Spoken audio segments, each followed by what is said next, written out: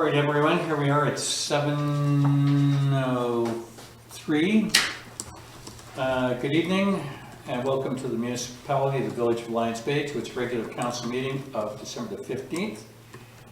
We have quorum, live and virtual, and we're good to go. Before I begin, there seemed to be some confusion in the last couple of meetings.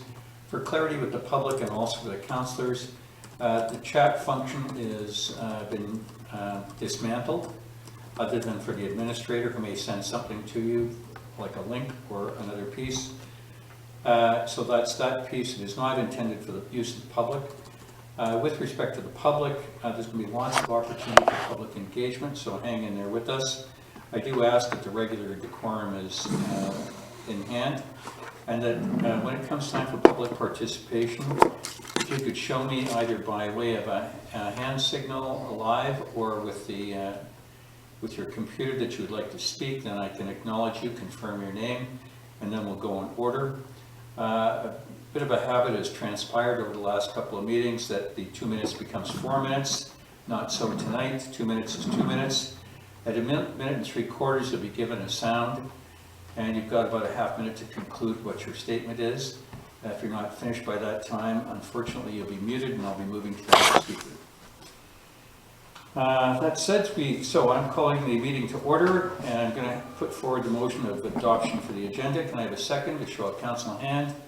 Thank you. Any changes, amendments, council or CAO? You can just unmute and just speak. That's fine. We don't have to do hands here. Hi everyone, it's Neville. Yep.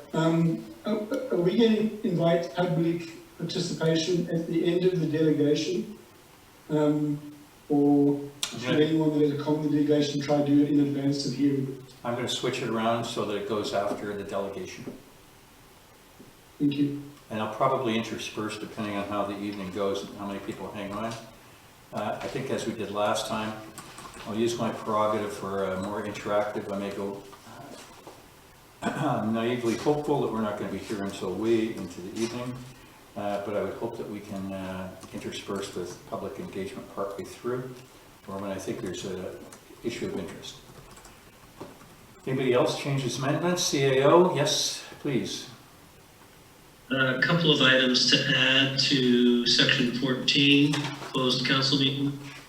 We can add item C, collective agreement, and item D, sale of land. Hang on. D is collective agreement. C is collective agreement, and D is sale of land. Legal update disappears. Okay. Closed meeting, I've got confidential bid matter, confidential council matter, legal update. Oh, sorry, you're right. So that would be D and E. Collective agreement. And the last item, CAO. Sale of land. Okay, thank you. And additional ground for closing would be subsection C, labor relations.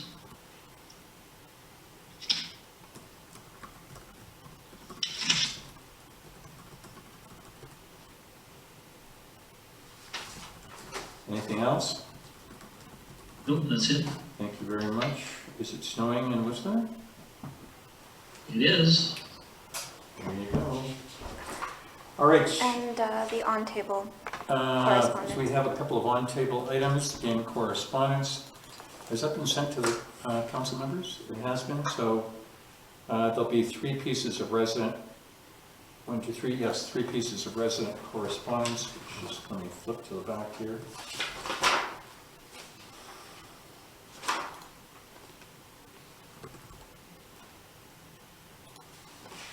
Okay.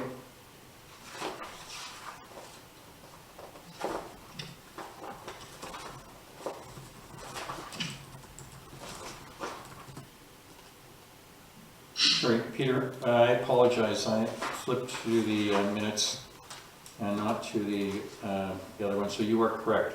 It is C and D. As you've mentioned, I apologize. It's on page 5. and I flipped over to 2 more. My apologies, Peter. All right, my change will be that we will move the public participation to after the public delegation, so 3 becomes 4, 4 becomes 3. And I may intersperse public engagement throughout the meeting. All in favor of the agenda as amended? Ayes 4, nays opposed. Vacant is yes, carried. Let's go.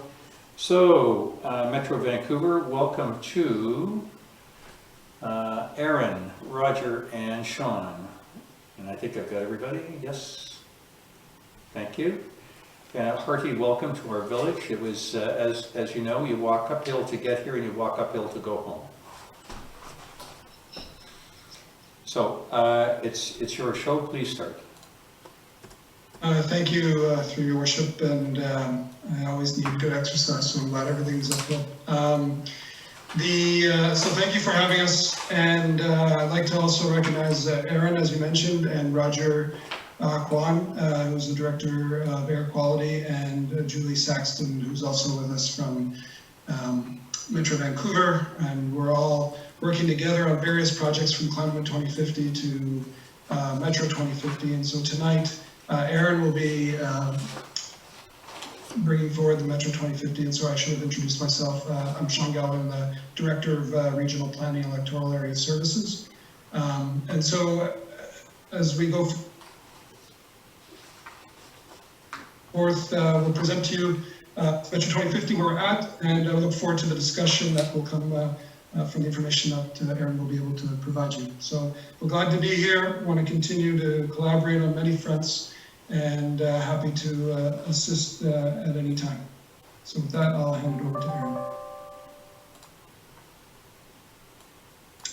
Hey, hello everybody. My name is Erin Rennie. I'm a senior planner with the regional planning team at Metro Vancouver.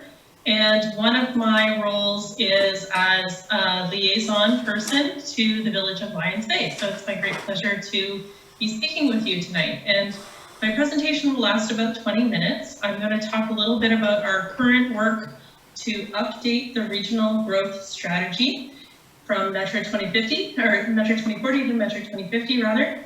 I'm also going to present to you some preliminary growth projections for the village of Lions Bay.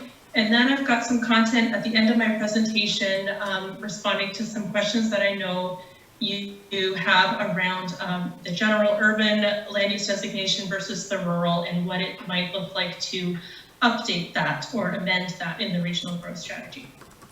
So I'll start here just with a bit of context. So Metro Vancouver is both a geographic area, but it's also a regional district. So that is a governance structure that's unique to British Columbia.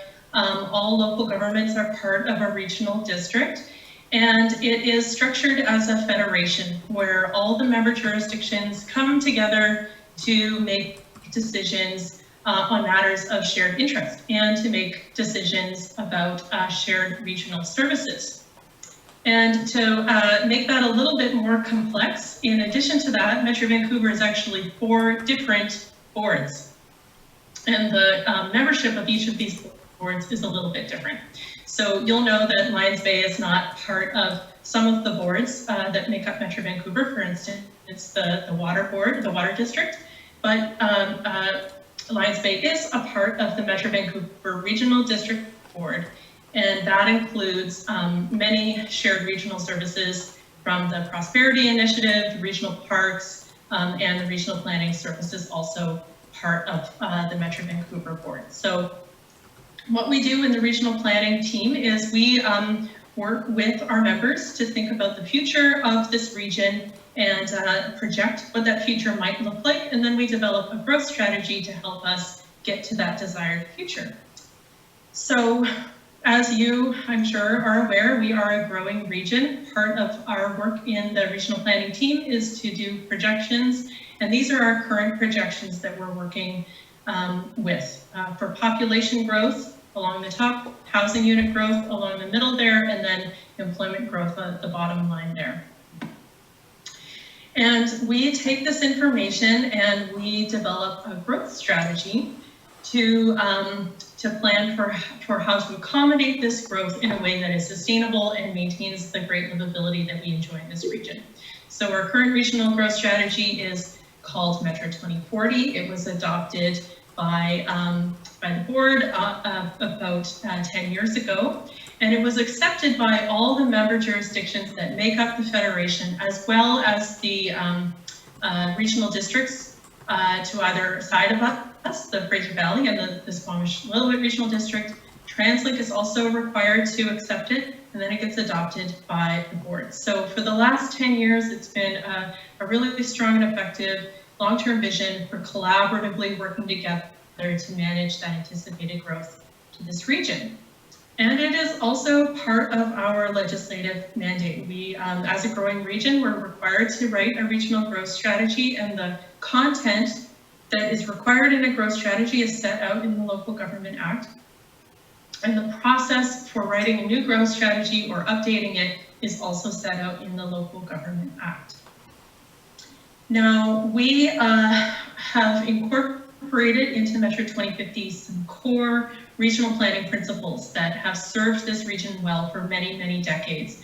And that includes principles like focusing growth into centers and along transit corridors, protecting those important lands that we know are so important for our economy and for our environment, like agricultural areas and industrial lands, supporting complete communities, providing options when it comes to housing, transportation, and employment, and enabling the efficient provision of urban infrastructure. Now, while we set the regional vision in the growth strategy, most of the actual implementation and carrying out of this vision happens at the local government level through the official community plan of each member jurisdiction. And the way we make sure that the official community plan and the regional growth strategy are in alignment is through a tool called the regional context statement, which is just a chapter in every municipality's official community plan that shows how it is generally consistent with the growth strategy, or if it's not consistent today, how it will become consistent over time. And every municipality is required to submit that regional context statement to the Metro Vancouver board and update it every 5 years. So our team is in the process of updating the regional growth strategy right now. This is an update, it is not a brand new plan, and the reason for that is that most of the content in Metro 2040 is working really, really well, and we don't want to lose it. So most of the content is actually just going to be ported right over into the new Metro 2050 document. But that being said, this is a great opportunity for us to make some changes and some improvements. So a big piece of that is updating the growth projections and bringing them out from 2040 out to 2050.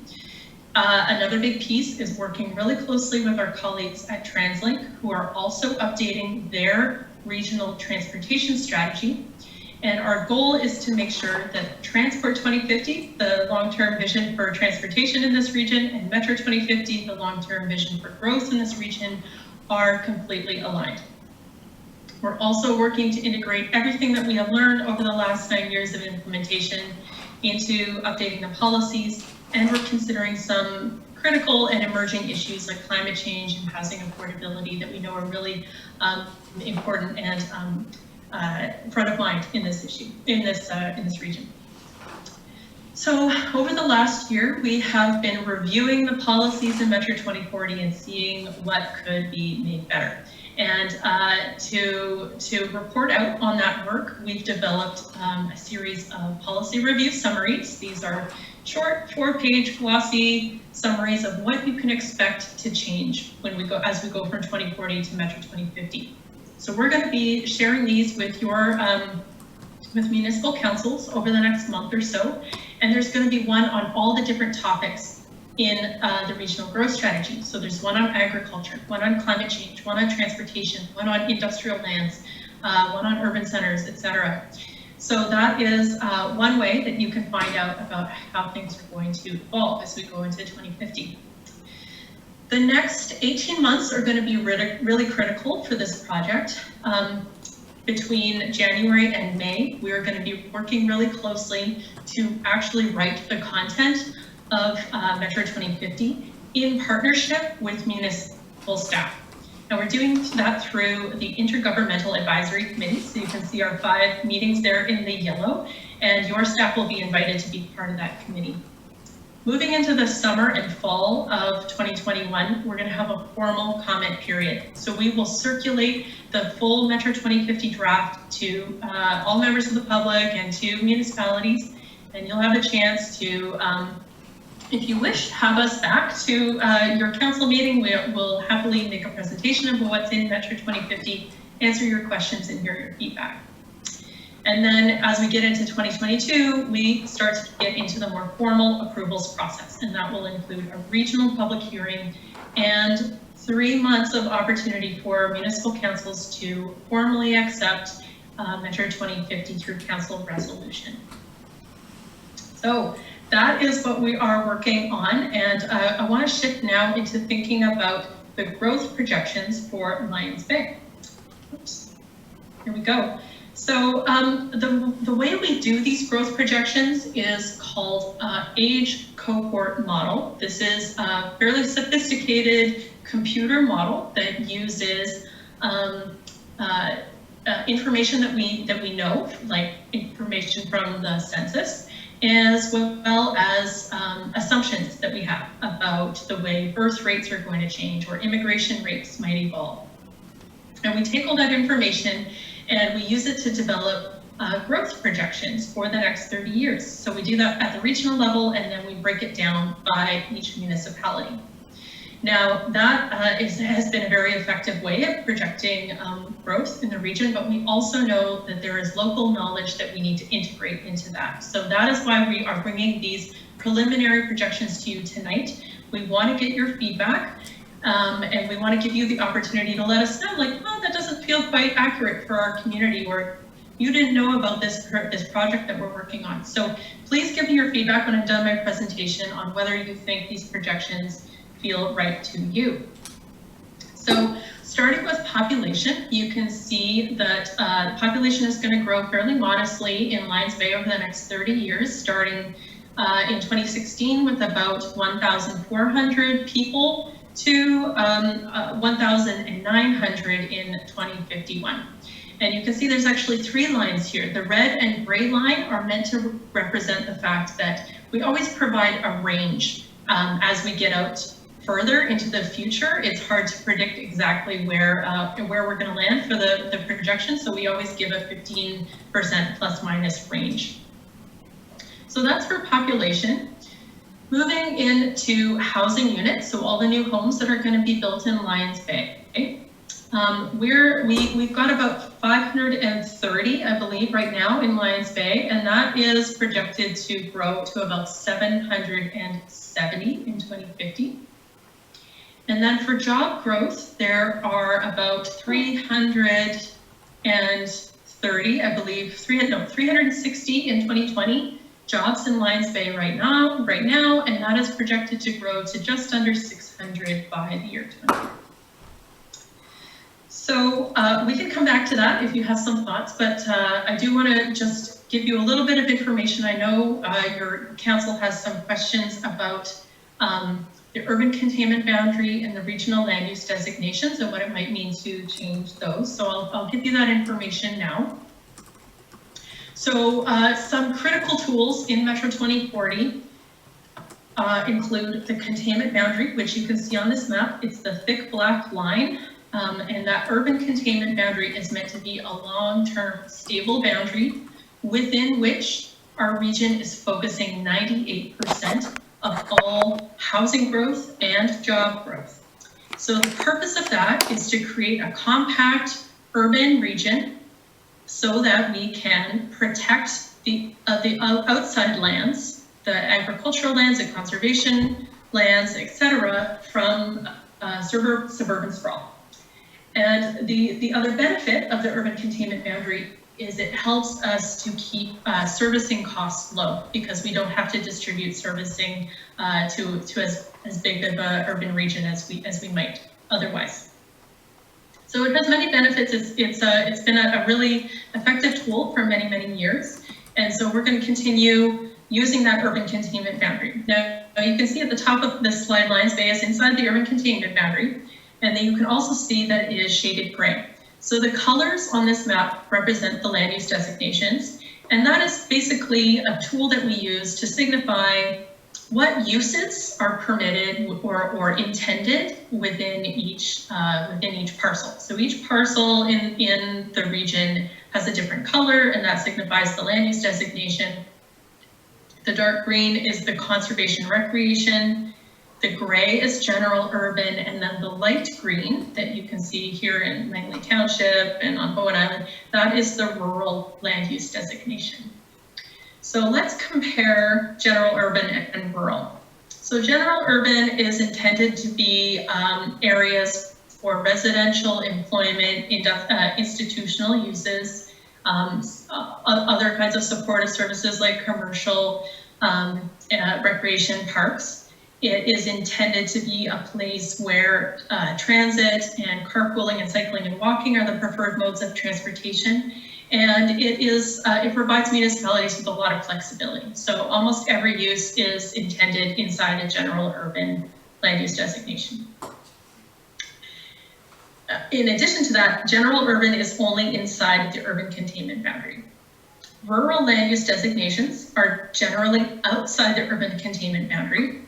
And residential uses are intended, as well as agricultural and some small scale commercial uses. But the densities that are contemplated are much lower than in a general urban area. They are intended to protect the character of rural communities and landscapes and environmental qualities. And generally the densities that are intended are densities that can be supported on septic systems. So they should not require urban services like sewer and not require a lot of transit support. So it's not intended for a place for urban development or high levels of population or job growth. So these are, you'll see, pretty general and high level, and that speaks to the fact that this is a strategic plan. It's a very high level plan, and it does not get as granular as you would in an official community plan at the municipal level. So I know there's some curiosity about what it would mean to redesignate the land in Lions Bay from general urban to rural. So that would be type 3, a minor amendment process to the regional growth strategy bylaw. And what that requires is a 50% plus 1 weighted vote in favor at the Metro Vancouver board, but it does not require a regional public hearing.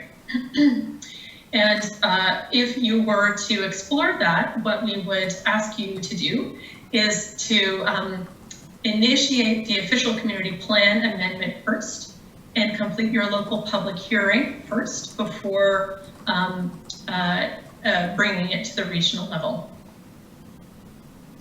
In addition to that, we would hope that we could complete the Metro 2050 update before receiving any kind of amendment from the Village of Lions Bay. And that is really because our staff are very focused on doing the update process and considering an amendment at the same time as doing an update creates some fairness issues as well as some capacity issues. There are some implications to consider as you think about whether or not this is the right move for Lions Bay. So like I said, this is a process that requires board support from the other members of Metro Vancouver. It would sort of end any opportunity in the future to connect to regional sewerage services. And it would create some signals around your vision for the future of Lions Bay. So it would signal that your intention is to grow at a very minimal level or not at all, that there's no intention for urban development forms or uses. That signals that there is an intention to protect the rural character and landscapes and environmental qualities. TransLink would likely consider that a signal around your intended uses and growth rates for Lions Bay. And then another thing to consider is once a land is designated to rural, it is more difficult to designate it back to general urban. It would require a type 2 amendment, which comes at a higher threshold. So it's a question to think about and weigh the options, and we are happy to help you think that through and let you know what it would look like either way. So that's the end of my presentation. This is our website if you want to find more information about Metro 2050. I'm happy to answer questions as well as Sean, and I know Roger is also here if there are questions about the wood smoke bylaw. Thank you. Thank you very much for the presentation. What I'll do now is I'll give the public an opportunity to ask some questions, and again, it'll be in the format of public participation at 2 minutes per. There's 4 of the public that I can see online. So we'll give you an opportunity. If the public does not want to talk about Metro 2050 or urban land, please stay silent. I'll give you another opportunity partway through the agenda to discuss other items that may be of interest to you. So we'll go through the public first for a few minutes, and then I'll switch to the councillors if they have any questions. Public first, can you show a hand or show your video and unmute? Or if nothing, then I'll move on in a second.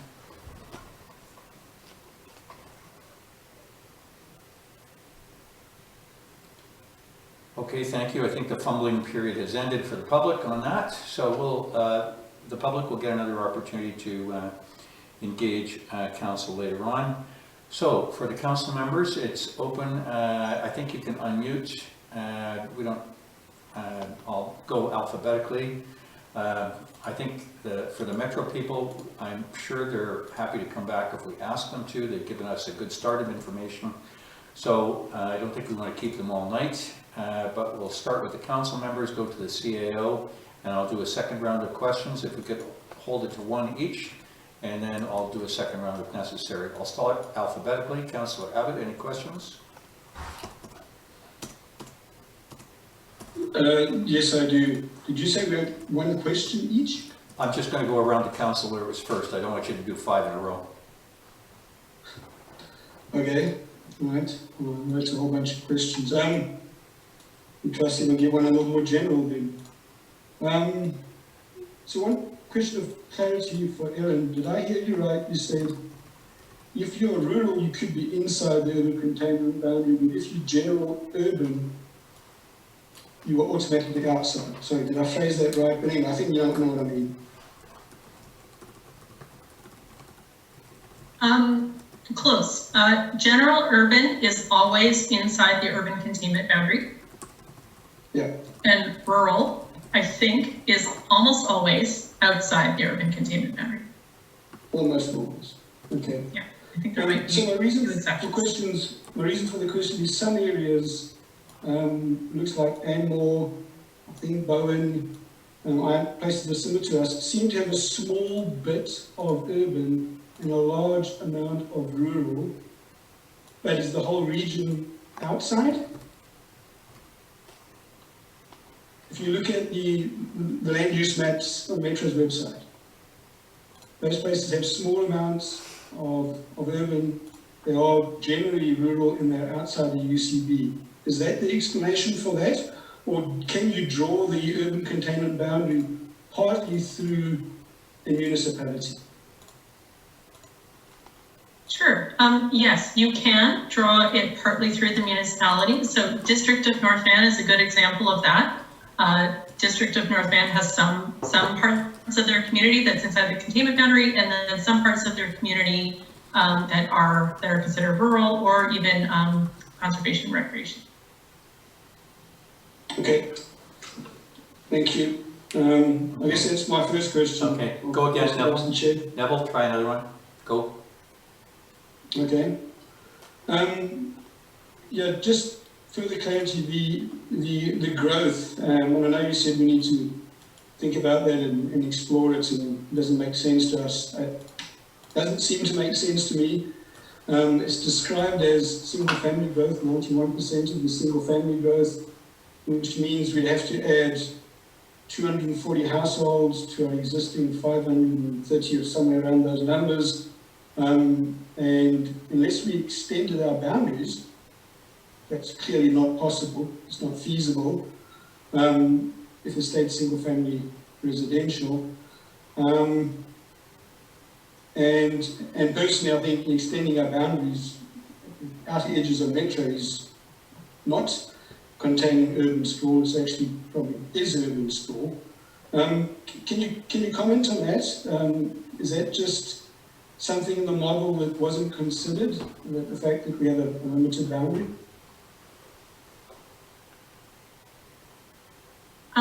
Through the chair, I just want to check in. Are you looking at the households by structure type slide?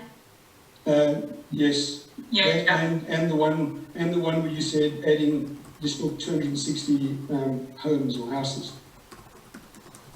Right. So through you, chair. So these are projections that our computer model puts out, but we need local information from you to make sure that that actually makes sense. So what you're saying is that your boundaries could not accommodate that level of single detached growth. So we need to update our numbers to reflect what you know about your community.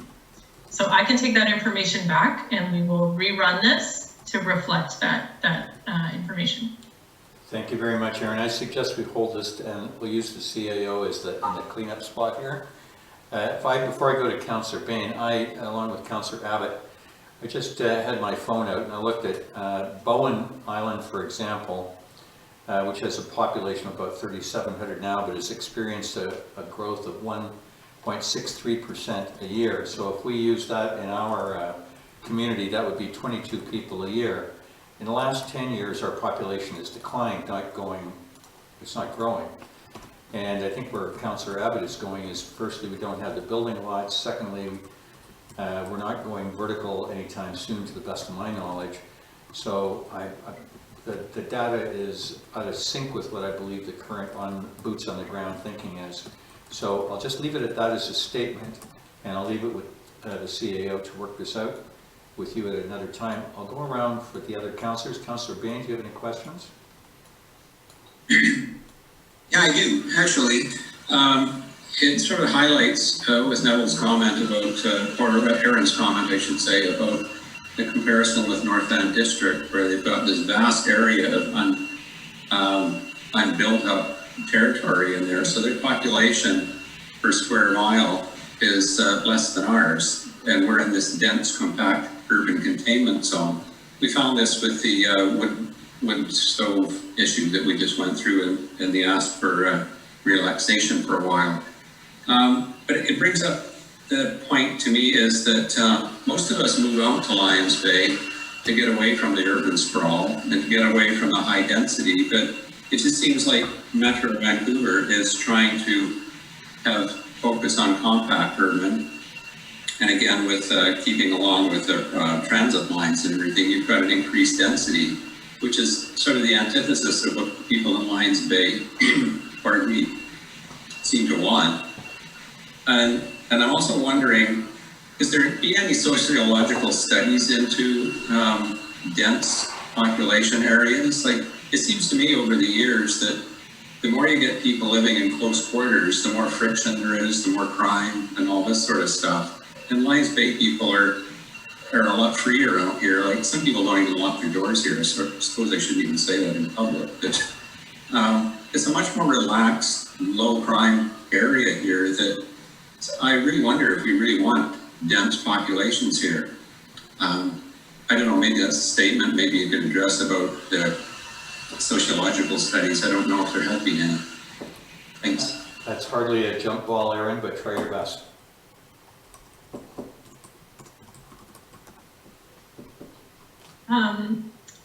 So through the chair, thanks for that question.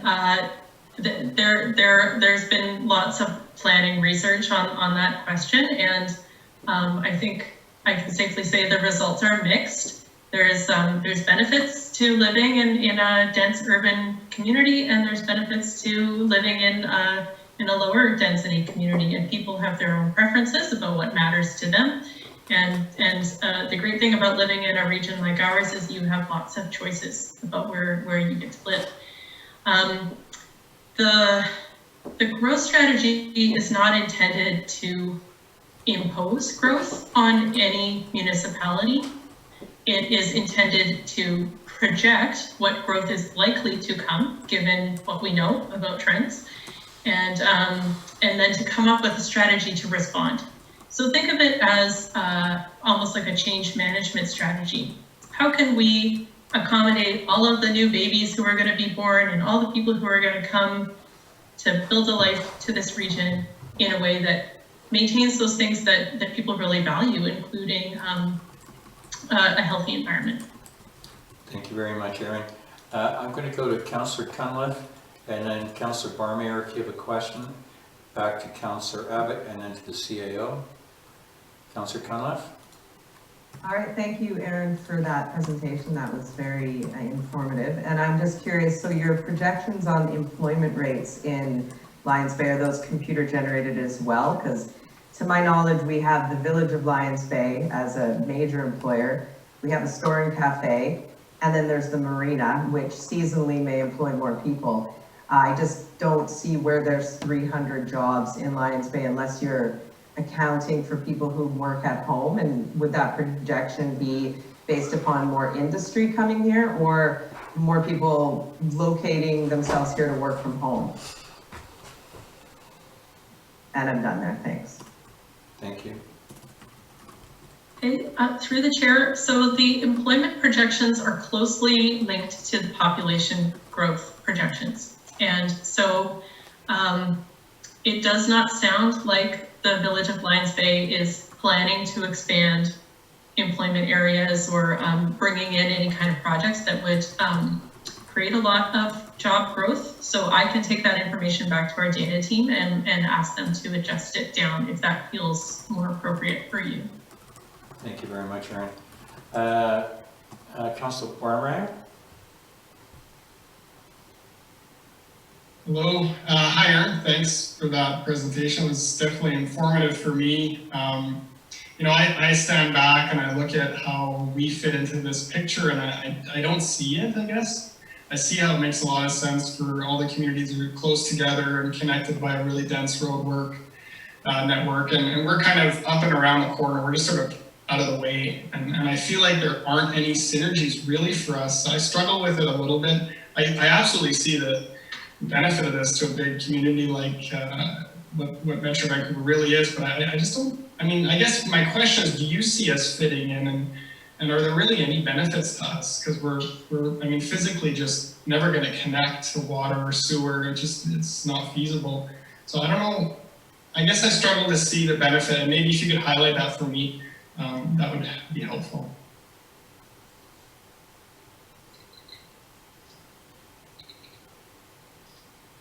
You want to take that one, Sean? Thank you, through your worship. Well, I think first and foremost, Lions Bay has been a part of the regional district, and if certainly council can have whatever discussions they see fit on that topic. But certainly as part of, you know, adjacent to you is the electoral service area, which is a large swath of land that runs across the top half of the regional district and then down the eastern edge. And it carries many of the characteristics, small pockets of residential along some of the water bodies. And so Metro Vancouver is the regional government service, the municipal government service for the electoral service area. So it carries some of the same characteristics. And I would say this is always a balance between the management of the environmental lands and sensitive ecosystem lands through the mountains and even into the south as you get near the strait and other areas. Yes, you are.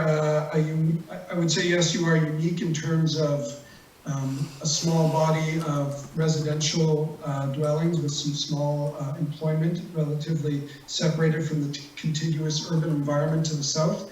But that's not dissimilar to some of the other, like Aldergrove, which is to the eastern edge, is all by itself as well, and not is separated from the contiguous urban environment. So there are these environments across the region which all get managed together. Thank you very much. Councillor Abbott, another question, then we'll go to the CAO to close. Can I have two more? Yeah, help yourself. Chair? Go. I have just one more back on the 2050 plan and the PowerPoint we have, and then I have just one question for Director Kwan. So if I look through the slides and what we've seen, there seems to be two differentiators between those areas that are inside and outside of urban containment. It seems to be sewer and transit. And then, as you no doubt heard, as you hear people talking, this notion that Lions Bay needs to or wishes to densify is not been proven. Our regional context statement does imply that it was done rather hastily, or that's for another discussion. But to those 2 points, there was a comment in one of your notes and one of your slides, Aaron, that, well, first of all, we all know that we're never going to join the sewer. I think if Metro offered us a sewer line, I think this would be a very different discussion, and we'd be lining up to sign up. So let me put that there. So sewers are out of the question, it's not going to work out here. There's only 20% of Lions Bay that are on a sewer, and one part of Lions Bay, the rest of us are on septic, and that seems to be the foreseeable future. And then to the transit, you said something about transit being outside the urban containment, just in one of your notes, may be to your detriment for transit extension. And I'm not sure if that's just a carryover from the other areas that are along the transit corridors. But do you believe there's any possibility that there would be a train line or some fast transit extended out to Lions Bay? Because I think it's highly unlikely. Is that what you meant by that?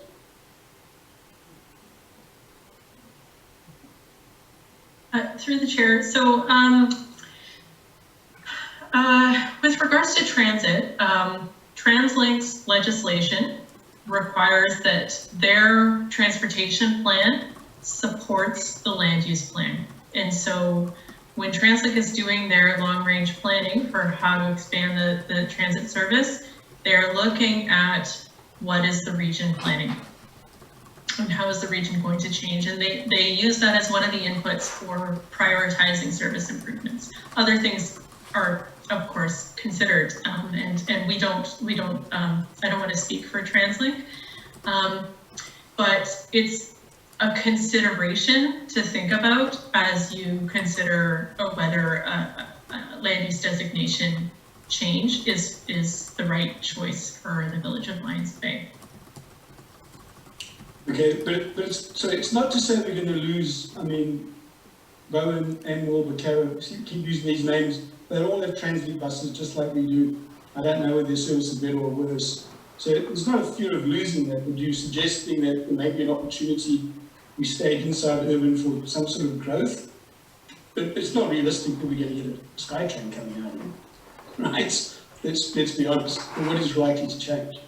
Councillor Abbott, my understanding on TransLink is it would take a provincial order, which you don't see forthcoming, for TransLink not to come to Lions Bay. Okay, thanks for that clarity. All right, my final question is for Roger Kwan. Hi Roger, we've spoken before on the wood smoke bylaw. My question isn't really about the wood smoke bylaw, Roger, but it's directed at you, but maybe it's to everyone. And I'm going to quote something you said to me in the very first conversation we had. You told me when I asked about why we are using the urban containment boundary to designate who did and who did not need to comply.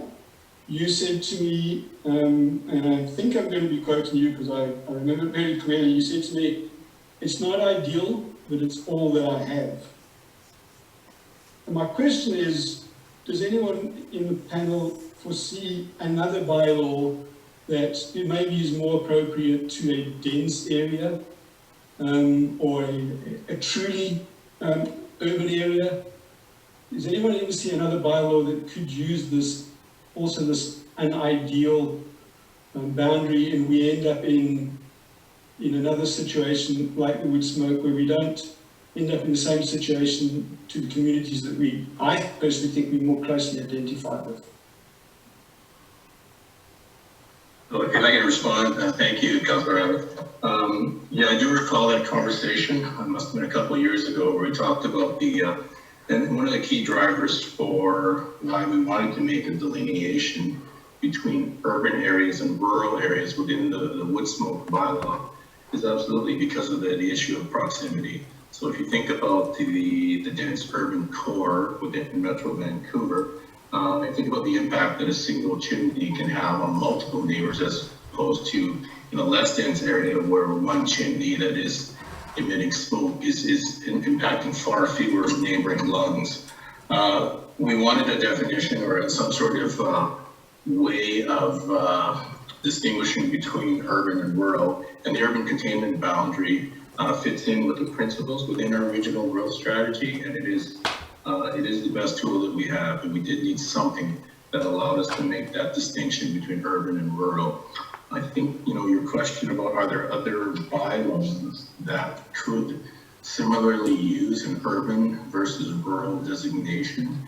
I think the air quality bylaws are actually really good examples, because we are in a lot of air quality issues and situations, we are concerned with proximity. We have something called a non-road diesel engine emission regulation, which looks at diesel engines, and diesel particulate matter has been assessed as being the most toxic air contaminant from an urban air quality perspective. And we're most concerned about non-road diesel engines like construction engines and the like, because they happen right in proximity to where people live, work, and play. So I think we do need a definition of what is urban. It's because of that proximity that's associated with air quality impacts. We think of something called, the health scientists will call it the intake fraction. So a single source or even a single kilogram of emissions, it is not affecting people if it isn't taken in by the lungs. The intake fraction reflects the number of lungs that are exposed to that given kilogram of emissions. That's the only example I can think of. I'm not sure if my colleagues from Metro can think of other issues where we would be using the urban and the rural designations. Thank you very much. Sean?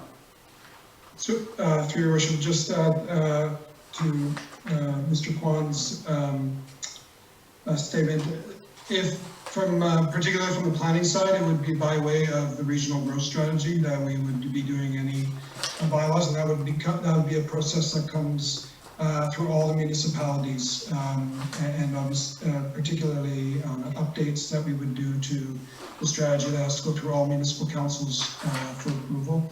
So if there was, you'd be seeing it prior to anything that would happen, but it would be by way of regional growth strategy. Thank you. Councillor Abbott, last word on this one? No, that's fine. I'll just leave it at that. Thank you. Thank you very much. CAO, could you close us on this topic? Thank you. I have two questions.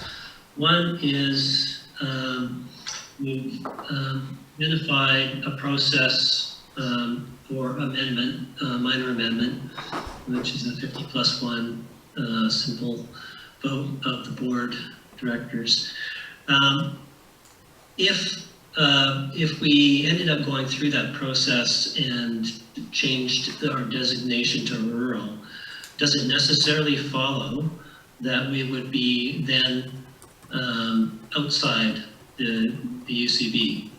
Does one necessarily follow the other, Or would there be a second process that would be required in order to remove ourselves from being within the UCB?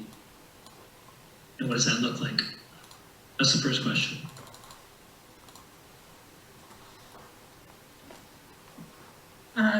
Through your worship, so this is an unusual situation. Usually the request is to go the other way, to expand the containment boundary, not to shrink it. So I think in this situation, we would only do the land use designation change and then include the containment boundary as part of that redesignation, and not require the type 2 amendment, which we normally would. Do you want to add anything, Sean? That's good. Okay. The second question pertains to section 1.3.3 of the Metro 2040 RGS, which sets out the role of the municipality, the role of Metro in terms of rural contexts, and the role of the municipality being to adopt a regional context statement which identifies the rural areas and their boundaries as being consistent with the regional land use designations. Secondly, limiting the development to a scale, form, and density consistent with the intent for the rural land use designation.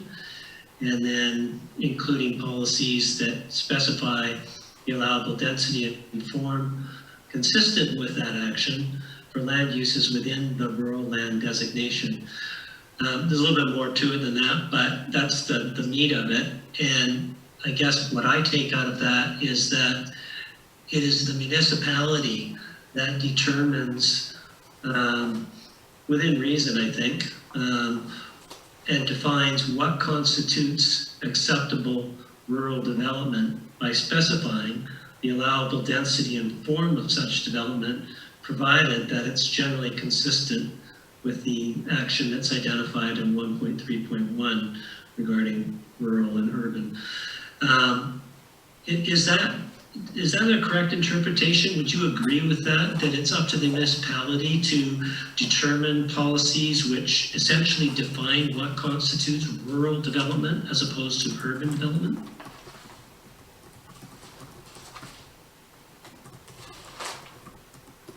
Through your worship, yes, that is, it is up to the municipality through your official community plan to define these things. And part of that is about providing the flexibility for different municipalities that have different contexts to define what rural means. So Anmore has a different context than Langley, and so it has different provisions around what it means to protect a rural landscape. So the same would apply, but the intention of the regional land use designation remains the same, and that's defined in section D of Metro 2040. Did you want to add anything to that, Sean? Yes, thank you, through your worship. Aaron's absolutely correct in terms of the municipal decision-making. I would offer that obviously we have to also be cognizant of what that action would mean relative to the rest of the district. Well, each opportunity is unique. Obviously, in some instances that could set some precedents across the district, and where something that is appropriate in Lions Bay may not necessarily be appropriate in another district, but each municipality is using the same policy framework to justify the ultimate desire. And so when we go through that amendment process, we just have to be cognizant that Metro Vancouver's role is to ensure that we work with the municipality and be able to translate whatever changes you're requesting does not negatively impact other municipalities by way of the same policy. And just sort of one last follow-up to that, would that ultimately depend on remaining within the 1% to 2% growth restriction that you place on rural growth? So right now, our projections would have us going from, I think our density right now is 2.1 units per hectare. By 2050, we're projected to be at 3.0 units per hectare, which I think would fit within the parameters of your policy guidelines for rural development. Is that more or less correct? Through your worship. Yes, I mean, the intent here is not that we elevate into duplexes and other urban forms that are not relevant to a rural designation, and that it is low density in nature and character. It maintains rural character and landscape as the rural designation notes in the preceding pages to the one that you read off. And so, yeah, we were, but if it continues to grow and, that 3 turns into a 4 or, whatever respective councils decide over time, then we would have to evaluate what's occurring. And remember, the population projections are done with each update, so in 10-year increments. I mean, we do manage them over time on an annual basis, but they don't get updated in the growth strategy every year. So we watch those and we work with the local municipalities to understand what their growth projections are. So, I'm sorry, can I indulge in one last question as a follow-up, Your Worship? So you heard that we don't have a bunch of land to grow as single-family dwellings. So any growth that we have would have to take place in a different form of housing unit, namely a duplex or a triplex or something modest in keeping with Lions Bay's form and character, although we do have a sort of a commercial core area that may also need to be redeveloped because it's getting nigh on 50 years, coming up in 2021. So within that context, we would have to not be limited to single-family dwelling units in terms of our growth. There would have to be some growth in other forms of housing. So I just wanted to clarify whether or not you're saying that rural development excludes anything other than single-family development. Well, I think the intention of the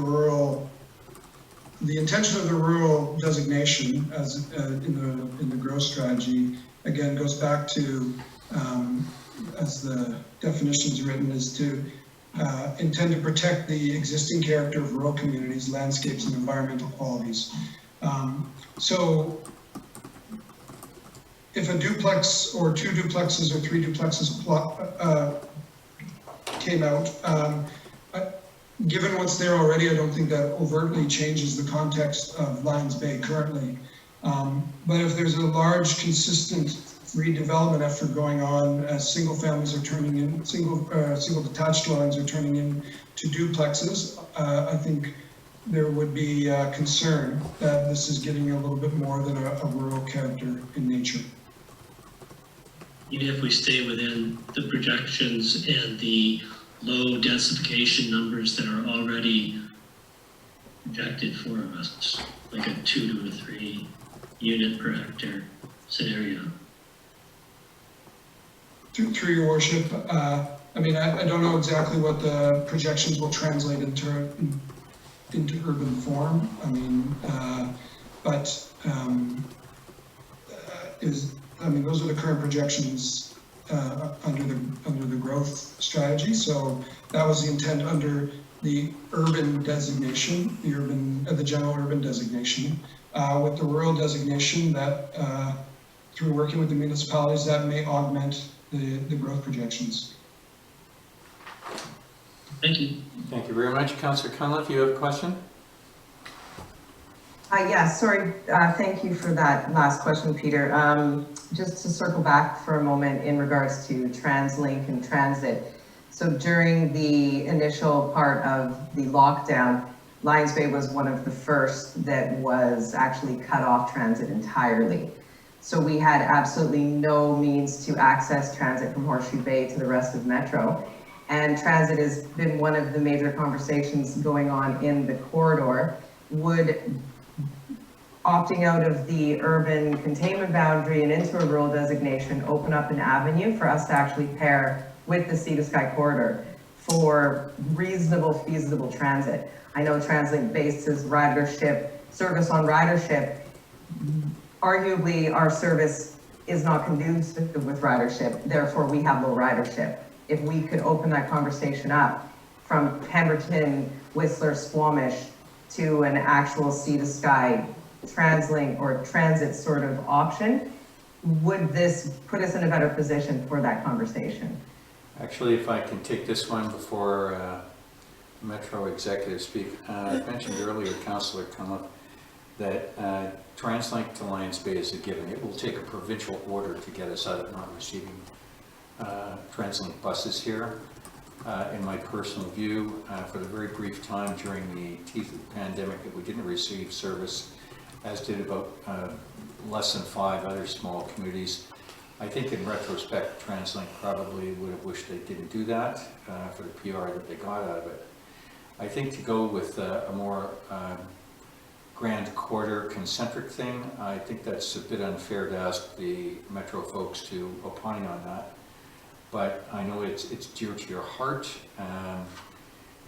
but I'm not sure that the opting out of TransLink to do that is part of the equation at this point. It wasn't necessarily to opt out of TransLink, just if we, I heard, you know, I've spoken with the mayor of Whistler, the mayor of Squamish, and what they, when they were talking to our MLA, what his opinion was is that we're served by TransLink, so we're not part of that conversation. So my question is TransLink, I understand it's a provincial order that would have to happen for them to stop providing us service, but what would be our best position to be part of that conversation? And maybe that's just not a question that can be answered by the panel that's here tonight, but I just thought I'd throw it out there since we do have representatives here. Thank you, Councillor Cunliffe. We'll let the Metro folks skip on this one and go to the CAO to respond. Yeah, just to let you know, Councillor Cunliffe, we did, I was involved in conversations with the TransLink and BC Transit planners when the topic was a little bit more hot on the stove. As you know, it's been kind of cooled off by the province, but when the time comes, I'll make sure that we are engaged in those conversations as well, so that we're not overlooked. And I was assured that we would be kept abreast of those developments if they get going again. So I think also. Thank you, Peter. Thank you. Also, Councillor Cunliffe, I see and speak with the MP and the MLA at least monthly. I'll make sure this is on my agenda, ask where they are and what they're doing. The mayor of Squamish and Whistler are on the same meetings too. Thank you. Thank you. We'll go, if there's one more question from the council members, otherwise we'll bid adieu to the Metro folks. Okay, thank you very much. So thank you, Roger, Sean, Aaron, and Julie. The best of the season to you. Thank you for joining us. All of you keep well, and thank you for joining us tonight. Thanks very much. Thank you. Bye-bye. Thank you. Thank you. All right, council members, I think on the UCB, this was kind of a good making it to first base on this one. This is going to be a bit of a marathon, not a sprint here, but I like where we've gone so far. We're now into the meeting. I'd like to accelerate us along. I think it's a bit premature for public engagement just yet. Let's go through item number 5, which is review and approval of minutes of the prior meeting, which is November the 17th. I'll put forward that motion to receive. Can I have a notion of a second by a hand? Thank you. All those in favor or changes, please.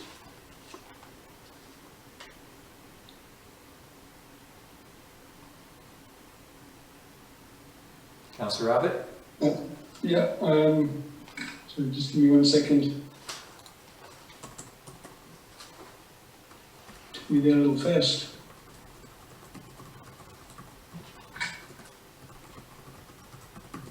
I don't know how you guys can do this without a paper in front of you. All right. Multiple screens, okay, I'm there. Yeah. Page number? On page 9, that's fine, and something there for later meeting. On the bottom of, on page 16, use of firecrackers, I think fireworks is what's used in the Bible, probably more appropriate. Firecracker means something else. That's on page 16. And then on page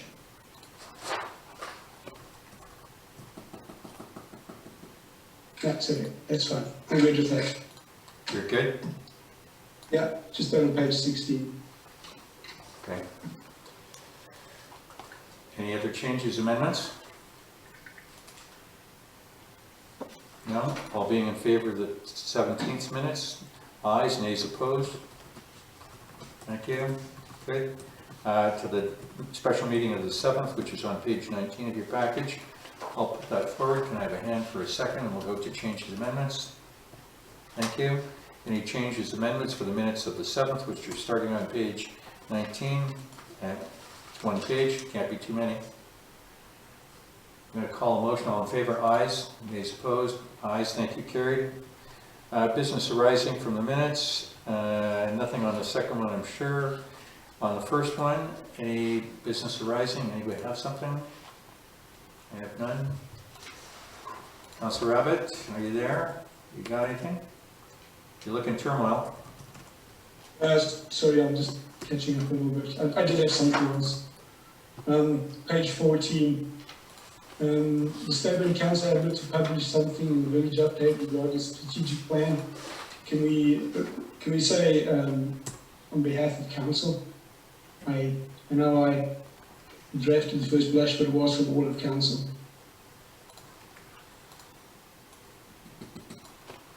So that's the top of the page on page 14. Page 14, yes. Okay.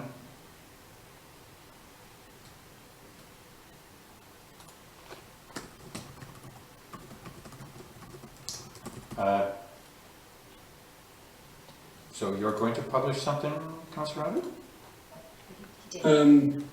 No, in the minutes read that I was going to publish something. Not quite accurate. We council published something in the village update regarding the strategic plan. It was by all of us. He's talking about amendments to the minutes. So what is the amendment to the minutes? Adding the words on behalf of council. On behalf of council? Okay. Any other changes or amendments? Yeah, that was it. Thank you. Sorry for that late one. All those in favor with as amended? Ayes, nays opposed? Aye. Thank you. Aye. Aye. Thank you. Next up, unfinished business. And this is the bottom of the first page of your council package. The reference is dead center in the page of 30, I think it's 31. No, I can't even see it now.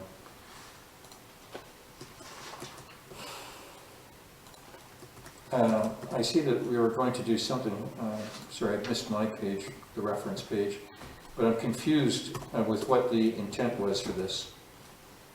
So if you go and look at page 16 of the November 17th minutes, in the middle of the page, you'll see general correspondence. Dead center, yes, thank you very much.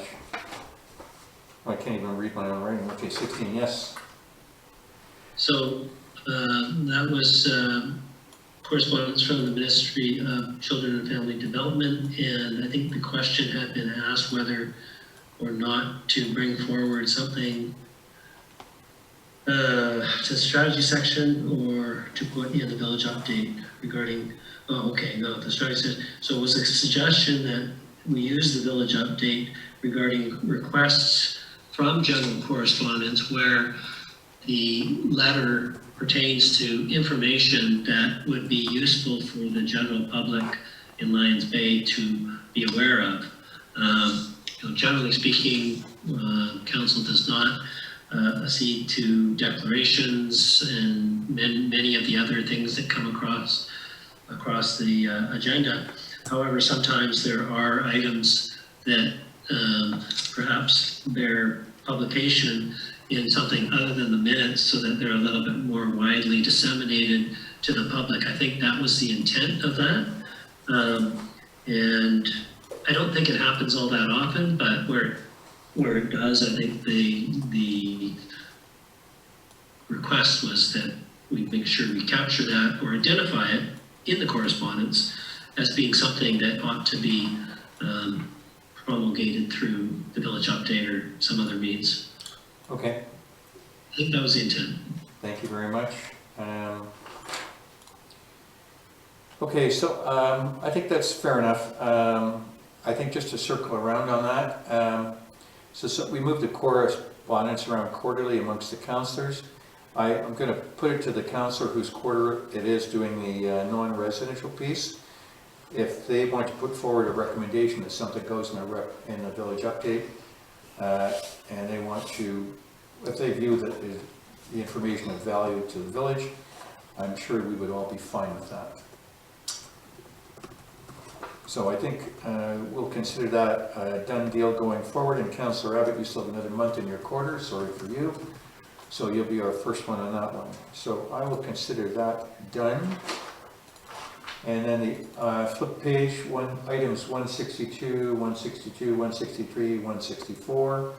Those have all been done and they are a strike, which concludes the unfinished business. And we move to item number 8, staff reports. CAO, you're up on the 2021 strategic priorities, and that's on page 21 of your binder. Okay, thank you. So this report basically collects the information that each member of council stated as being matters that they were particularly interested in terms of ranking for priorities to be advanced in 2021. And so they are listed in the report. I believe there's 12 separate items. I've sort of gone through and numbered them individually. Several were agreed upon by different members of council, so where there's duplication, I'm not counting that, I'm just counting individual items. And I count 12 of them, so sort of the council dirty dozen, or maybe something a little bit more upscale than that kind of a moniker, but that's what I think we've got. And I think that there was perhaps a suggestion at one point in the strategic planning session that these be identified somehow and brought forward for regular reporting, and I would suggest that perhaps we do that quarterly to provide council with updates on progress regarding these particular matters. And obviously, if there's something happens, milestone is achieved or something in between quarters, we would bring forward that at the relevant time. But at least bring forward a report every quarter that has these items on a list and provides a brief update to council, letting you know where we're at. Thank you very much, CAO. If my colleagues don't mind me going first on this one. The request is that we receive the report. So relative to the, and I think we'll call it the council's, I think you said 30 dozen. Let's lose that one right now. Let's rebrand it into something more. I don't want to do a village input thing here, but let's make it the 12. I think my colleagues and I think I speak on behalf of all of us, that if one views it as a priority, it's a priority to all of us. the 12 is a small number.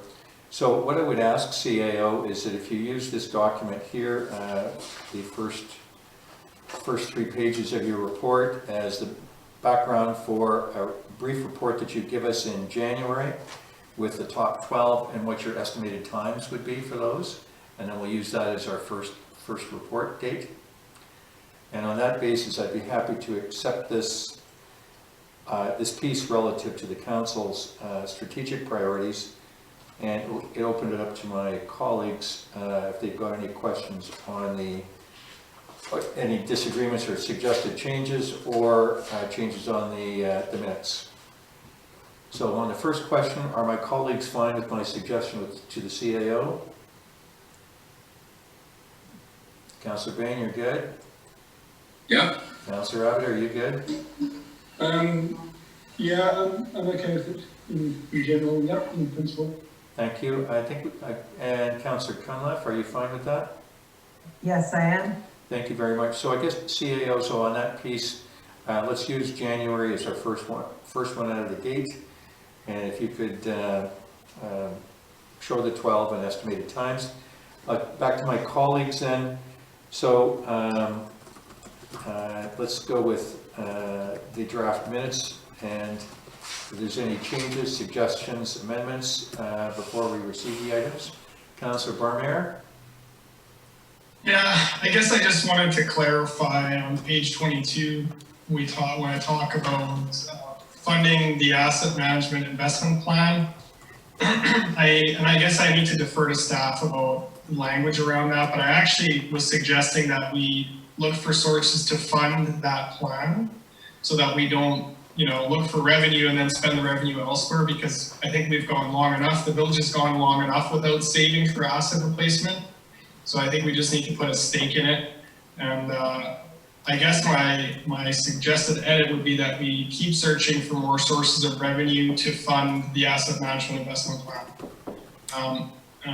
I guess I'd like to defer to Peter and Pam to just make sure that that's legit language, and we can actually say that, or if we need to discuss that further. Yeah, I think that was the intent that I gathered from what my note was intended to convey. As what I understood, I was capturing from what you said, because this is really capturing what you said. Yeah. That would be my interpretation. I just want to clarify that. Thanks, Peter. Thank you very much. Colleagues, any changes on the minutes for the strategy session? Councillor Bain? on page 25, there's a couple of items I'm credited with proposing. Item the Q and R, I have not supported those in particular, so that should be removed if Peter's going to be doing a tabulation of sorts. I'll hold my other comments till we meet again on this subject. I think that would be fine. Thank you very much. Colleagues, I'd like to move us along. Is everybody fine? And I'll put forward a motion to receive. I've got a couple of things quickly. I'm happy with the motion to receive, but I just a little clarity on Peter's 12. On page 24, we got a heading infrastructure, and then there's 3 boxes where 3 of us are on the heading. Does that mean that infrastructure in general is one of the 12 and right up there? Not just the Lions Bay Beach Park, which is kind of below with 4 crosses next to it, because I think there was a lot of emphasis on infrastructure. I'm not sure how that's going to come out in the 12.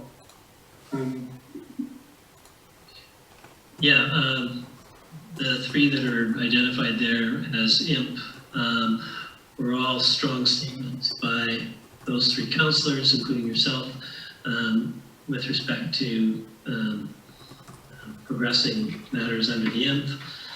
And it wasn't a separate item that was already in the agenda from the strategy session. Do you want me to just quickly run through the 12 that I identified in my report? Please do. Okay, so beach park improvements, as noted, Madam Mayor, whether we get their grant or not. Highway noise, policies around careful development. So that would be, for example, community amenity contributions and DPAs that will be coming back to council for further discussion and consideration. Moving on, under Councillor Cunliffe's, number 4 would be Climate Action Committee, and I put in brackets for myself, including EV charger, because the same item came up under Councillor Barmeyer.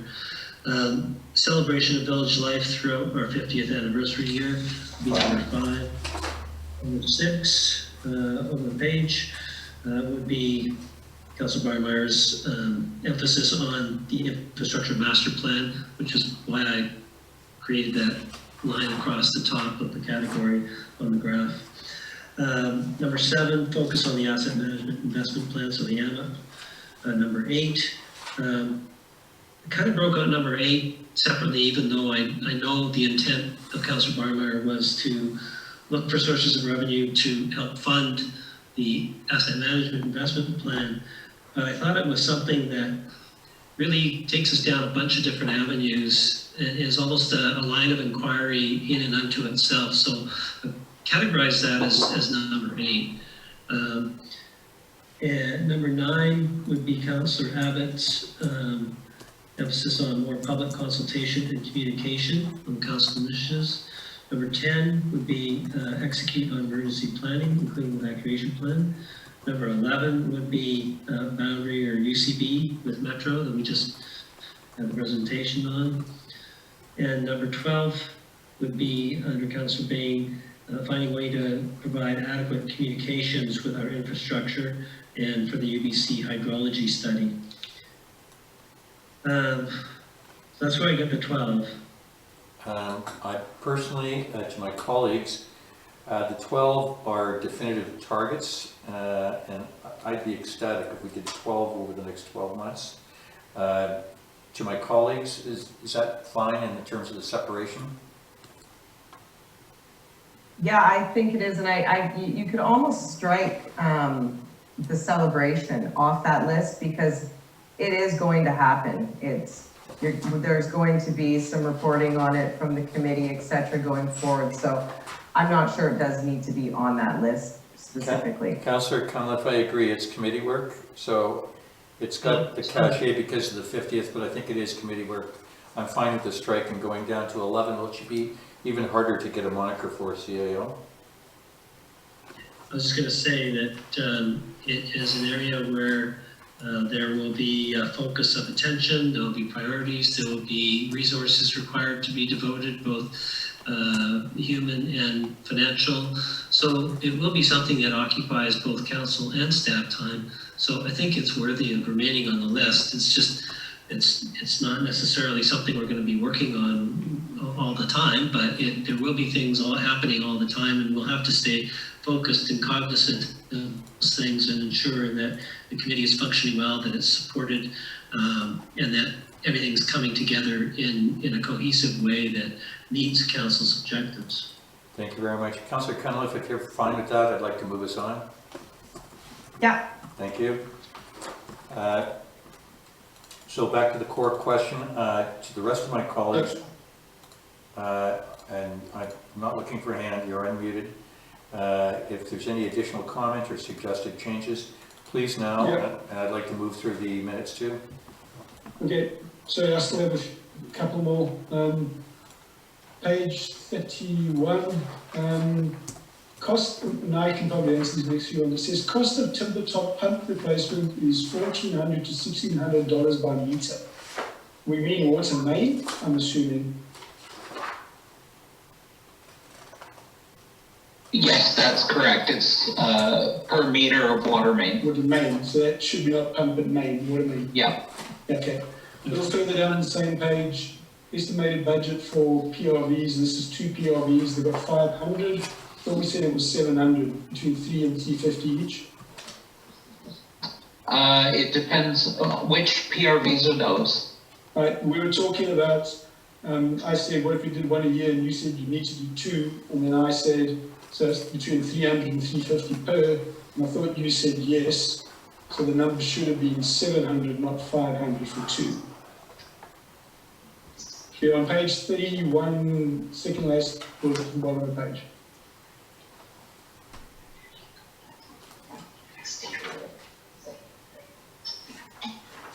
Yeah, that's 500 is a little low based on current pricing. Okay, I think the number 700 was stated on 350 times 2, so we just change it.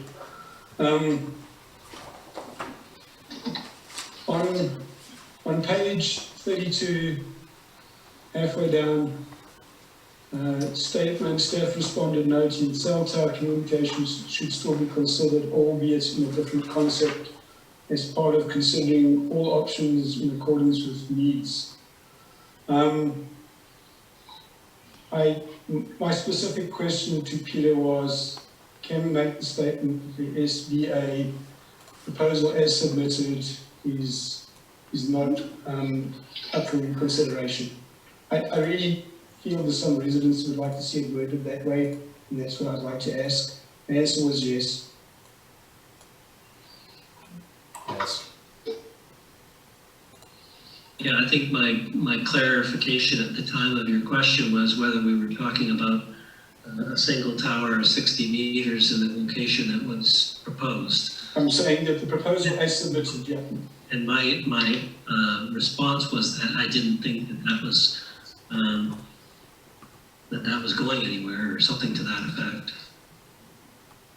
I think actually the quote was along the lines that the SBA concept was done. Yeah. That particular proposal, you mean? Yeah. Yes. Can we mince it that way? What's your suggested phrasing, Councillor Abbott? I would just like to say the SBA proposal as submitted, someone can remember a date or previously or some way to describe it, is no longer up for consideration. Sorry, I know that we're kind of going through these minutes, and they were attached to my report so that council can sort of remind themselves as to what was discussed, but they're not actually being presented to council in the form of minutes to be approved or corrected. That would happen at the next council strategy committee meeting. So something like the way in which the question was phrased and the answer was given regarding the cell tower, we can pull that off the recording and get it right. This isn't really, shouldn't be an exercise in correcting the minutes at this point. It's just there for information, is in their draft form. Okay. Okay. Motion. Well, I had one more, but I guess. Actually, Councillor Abbott. Bed? Are you here to go to bed? Yeah, sometime. Councillor I Abbott. need an answer. Are you, Please. so you're not watching TV? No, I'm not muted. Sorry. That's fine, you know, you don't get a lot of good comedy shows at 8:30 now. Councillor Abbott, just let's clean the house on it. What's your last one? No, I had a few more. One, if this wasn't approval of the minutes, I apologize. I'll try to keep my notes for next time. I read the piece wrong. I apologize. Thank you. We are going to be here till late, so let's move on. So I'll put forward a motion to receive. All in favor, ayes, nays, opposed. Aye. Thank you. There we go. Next one is the CFO, and this is the climate action resolution. And the staff recommendation is that council supports the Village of Lions Bay's participation as a pilot community for the climate action report card project, and that a letter of support be provided to Monty Sea to Sky for their funding application for the climate action report card project. Councillor Cunliffe, I'll ask you to put forward that motion, and I will second, and we'll go to discussion from the CFO.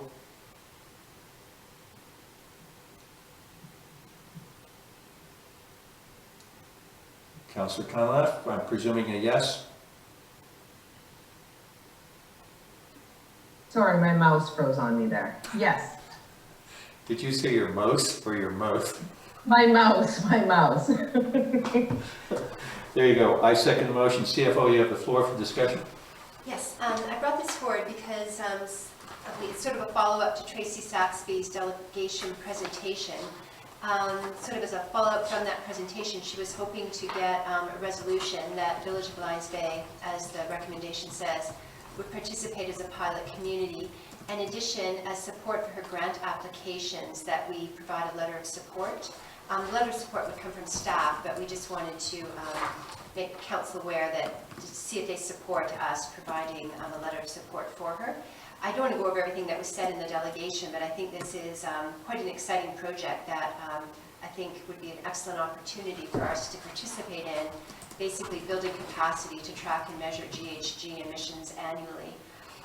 So in some ways, it's just a formality as a carry-through from her delegation. I know we had talked about maybe the Climate Action Committee talking about this, but there is a bit of urgency to this because she wants to get, there's several grant applications that she's submitting, and this would be a benefit to her. So that's why I brought forward the report for this meeting, to see if I could get council support for these two recommendations. Thank you very much, CFO Rook.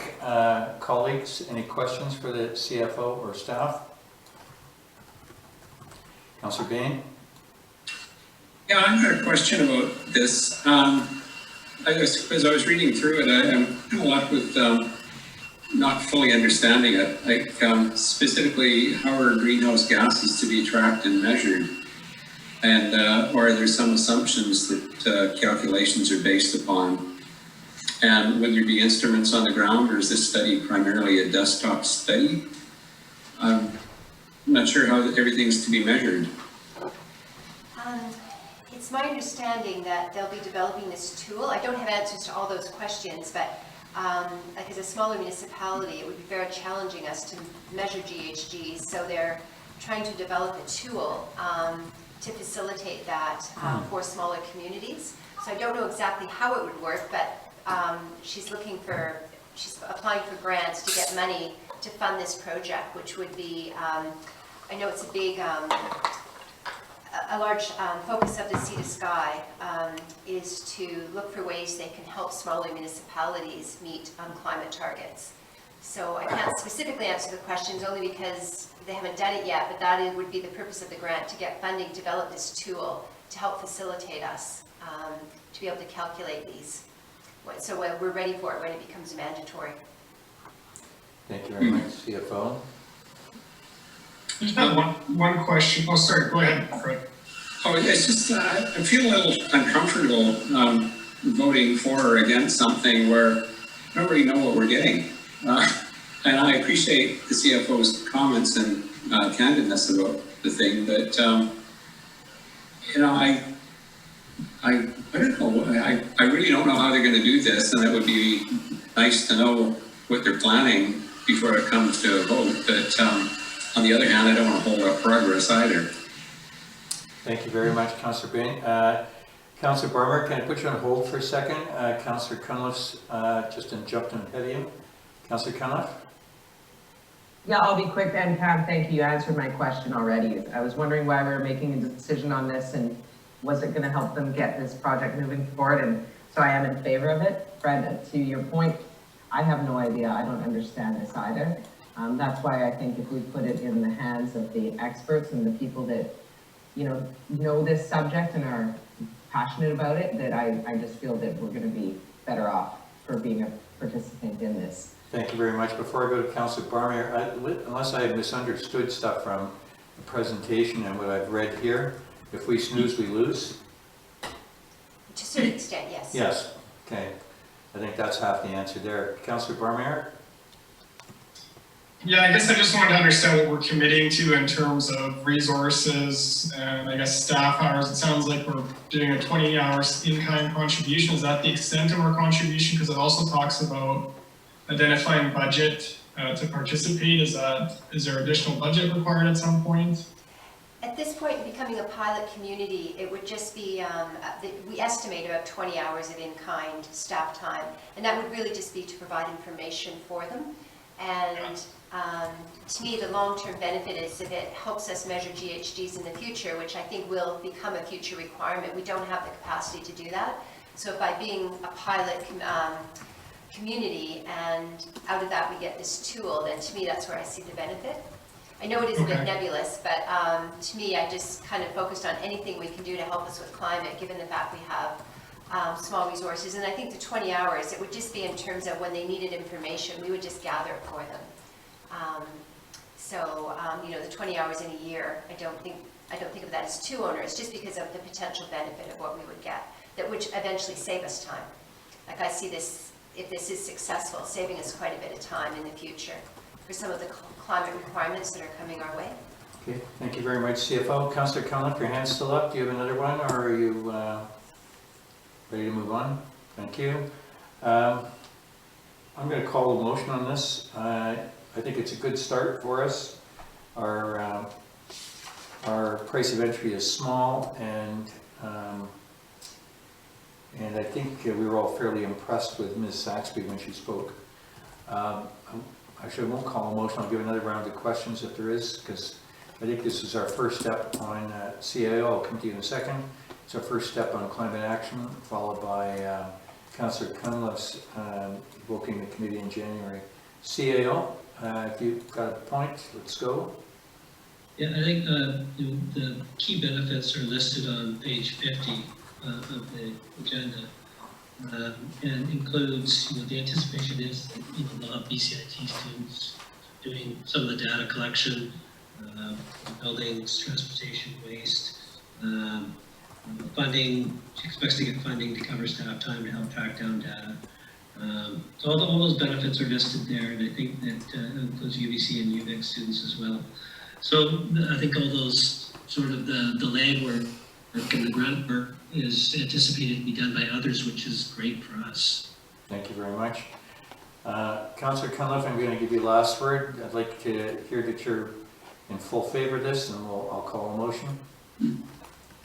Yeah, actually, Peter, thank you for just pointing that out, because this kind of gives me pause. And when I go to the doctor and my doctor has a student that she is, teaching, and asks if I'm okay with having them in the examination room with me, and 99% of the times I always say yes.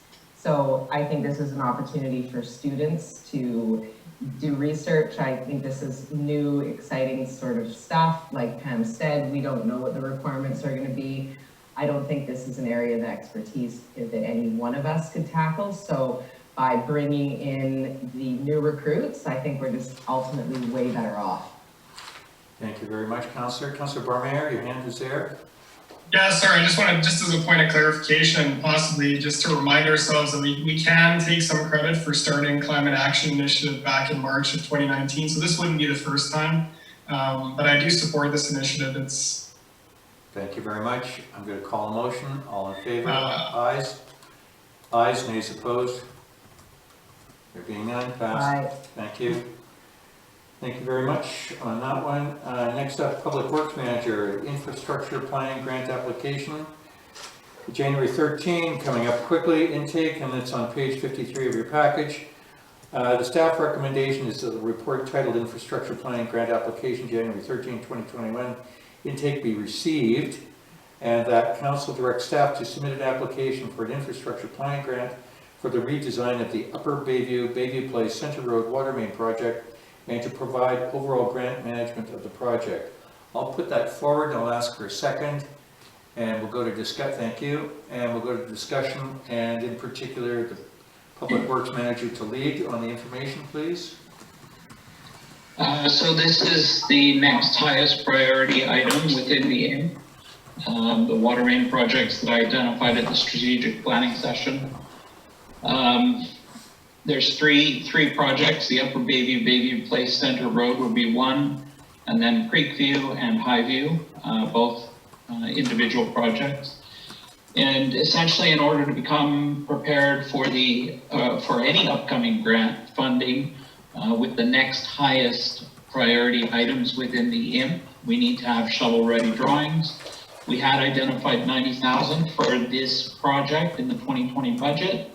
But we're unable to pull the trigger on an RFP before the fall.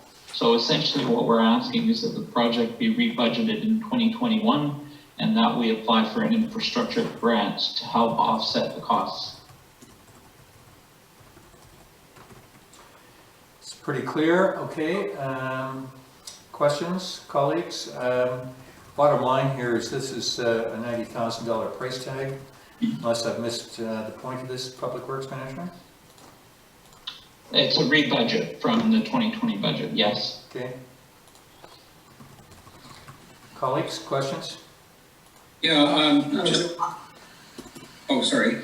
Yeah, carry on. Okay, just on the first page of it, item 2, I think there's a bit of a typo there. You're talking about the drainage, ocean drainage, ocean view, 270 ocean view to Alberta Creek. I think you mean Harvey Creek? That's correct, yeah. Okay. Yeah, I'm good. Thank you. Councillor Abbott? To get a little bit of clarity here, we have $90,000 that we intend to rebudget, but this is an application to get a grant to reduce the cost by $10,000, right? Correct. Okay. So we're not doing the rebudgeting here, we're approving submitting a grant, and if we do decide to go ahead, it'll be $10,000 off the price tag. That's the ask? Correct. We submit the grant application on the 13th. The rebudget request will be part of the budget process. Right, okay, so we're not approving that now, I just want to get that clear. I'm just trying to understand, so now the DWIP project is still, that's already in a grant application process, and that's still the highest priority, correct? Yeah, that was ranked as the highest priority in the infrastructure master plan. Okay. So if we don't get the grant for that, and there's another grant opportunity, that project is still ahead of this one? Or you suggesting priorities of Council would make that decision, but yes, that would still be ahead. Right, and then you mentioned 2 others, Ocean View and PRVs, and I think where I read what you're suggesting is that this project, which I guess we haven't given an acronym yet, we go ahead of those 2. Is that what you're saying? That's correct. Okay. Right, just going to get some bit of clarity on that, and I'm happy to support the grant application, because if we are going ahead, why not do it for 80 instead of 90? So that sounds like a no-brainer. But I just want to make sure the rest of this stuff was not weaved into this decision. Right now, we're just approving, let's go see if we can get the grant to reduce the cost. Yeah, I would defer to Pam, but that's my understanding. It's just for the grant. Yes.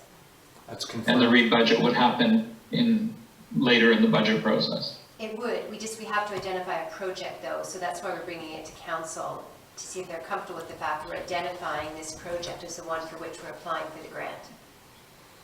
Because it's not a general grant, you have to address the needs of the specific project you're applying for in the application. So that's really the main purpose of bringing it to council, is for them to agree to the fact we are applying for a grant for something we're hoping to rebudget in 2021.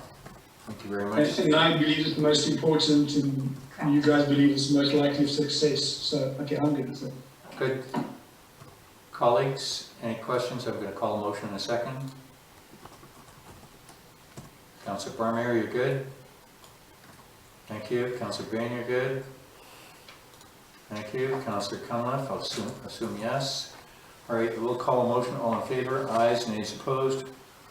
Aye. Okay, Aye. passed. Thank you very much, Public Works Manager. CFO, next one up, and this is the Investing in Canada Infrastructure Program, the IKIP resolution, which can be found on page 59. The staff recommendation is that staff submit an application for grant funding for the Lions Bay Emergency Building Upgrade through the Investing in Canada Infrastructure Program, COVID-19 Resilience Infrastructure Stream, and that council supports the project and commits to the Village of Lions Bay's share of the eligible costs, ineligible costs, and potential overruns related to the project to be funded by transfers from reserves. And again, just on the page in your package, it's on page 59 if you're flipping through like I am. CFO, I'll put forward that motion. Can I have a second? And then we'll go to the CFO's discussion. Thank you. Second. CFO, you have the floor. So this was a grant that just came out the first week of December, and one of the streams is to support infrastructure projects that provide retrofits, repairs, and upgrades to local government buildings. And it's 100% funding, so it is actually quite a fantastic grant opportunity. We had already previously budgeted a phased approach to the upgrade to the CLAP building with the extension that the fire chief had wanted for the fire trucks. And then we had hoped to, in the future, finance the second phase, which would be expansion of the EOC room above the expansion. So this would give us an opportunity to apply for the whole project. And like I say, it's 100% funding. The due date is January 27th, but it's an unusual grant in that, unlike most ISIC grants, they're moving very quickly. They're going to be doing a rolling intake, so reviewing the grants as soon as they're received. So there's an incentive to actually get the grant in before the January 27th deadline. And they anticipate, remarkably, making a decision in February 2021, so we'll find out very quickly. And if successful, the project has to be done by the end of the year. So they do require a grant resolution, and I know the wording in number 2 is a bit odd because it is a 100% grant, but they want to guarantee that if there are any cost overruns or some ineligible costs because certain things aren't covered, that an acknowledgement from council that we would cover any cost, extra costs from a transfer from reserves, which is what we would do. But this is a requirement of the grant application, which we hope to get in the next few weeks. So it's a very exciting grant. I mean, it's very unusual to have a 100% grant and have a grant where a decision is going to be made so quickly, and to have a grant for a building.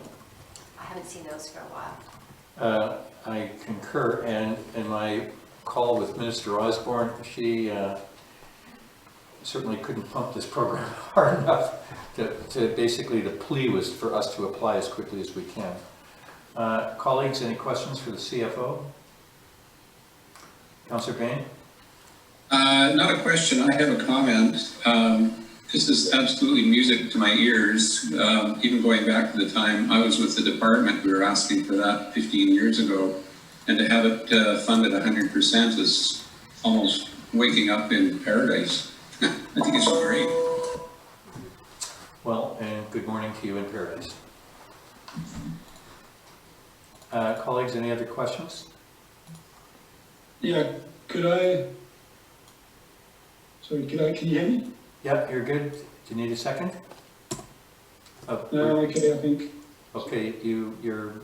So, yeah, I just look clarity on the first stage versus the second stage here. So the previous work we were talking about was the second egress. Is that the project that was the first phase? Yeah, the first phase was building an expansion to the Bay Area to accommodate a fire truck. To have another egress because they only had one. No, that was an egress for ambulance. That's something, the actual project was an expansion of the fire bay to accommodate a fire truck. And that we were planning at that stage to build the roof of it to support a second-story addition, but we would have to fund that in phase 2. So this gives us an opportunity to fund everything. But yes, there would also be a second egress from the ambulance area as part of this project. Okay. And we don't have an idea what the budget, total budget is, right? No, at this point, we're, that's probably one of our biggest things. We're scrambling to, get an accurate cost estimate to submit with the grant. I know the CAO is hoping to work with the fire chief and our building inspector on that. Okay, all right. Just want to make sure I had that clear. Okay, I'm fine. Okay. It's a little on the loosey-goosey side, but we're going to go for it. It's 100%. Okay, that's a technical term, a financing term. There you go. All right. Any other questions on this one? Let's try and grab the boot full of cash while we can. And make the chief happy for one day of the year. I'll call a motion. All in favor? Ayes, nays, opposed. Aye. Thank you. Passed. Next up. And this is Page 61 of your package, and this is the Brunswick Hill land tenure application for a future public works yard. And the staff recommendation, why is it 3? Hang on for a second, I don't like where I am, just a second.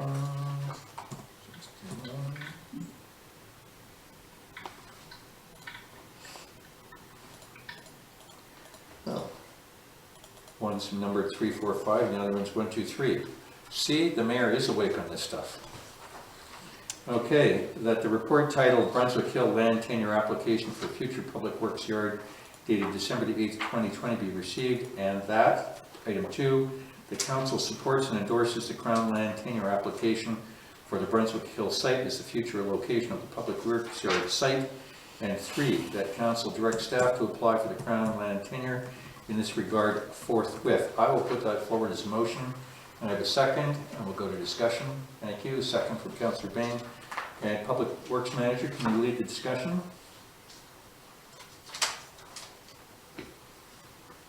You're muted, Public Works Manager. I'm really having a great time tonight. The public works yard is constrained. That pug has got little feet in him. You got to teach him to. And it's impacting our ability to prepare and plan ahead for some of our activities as detailed in the report.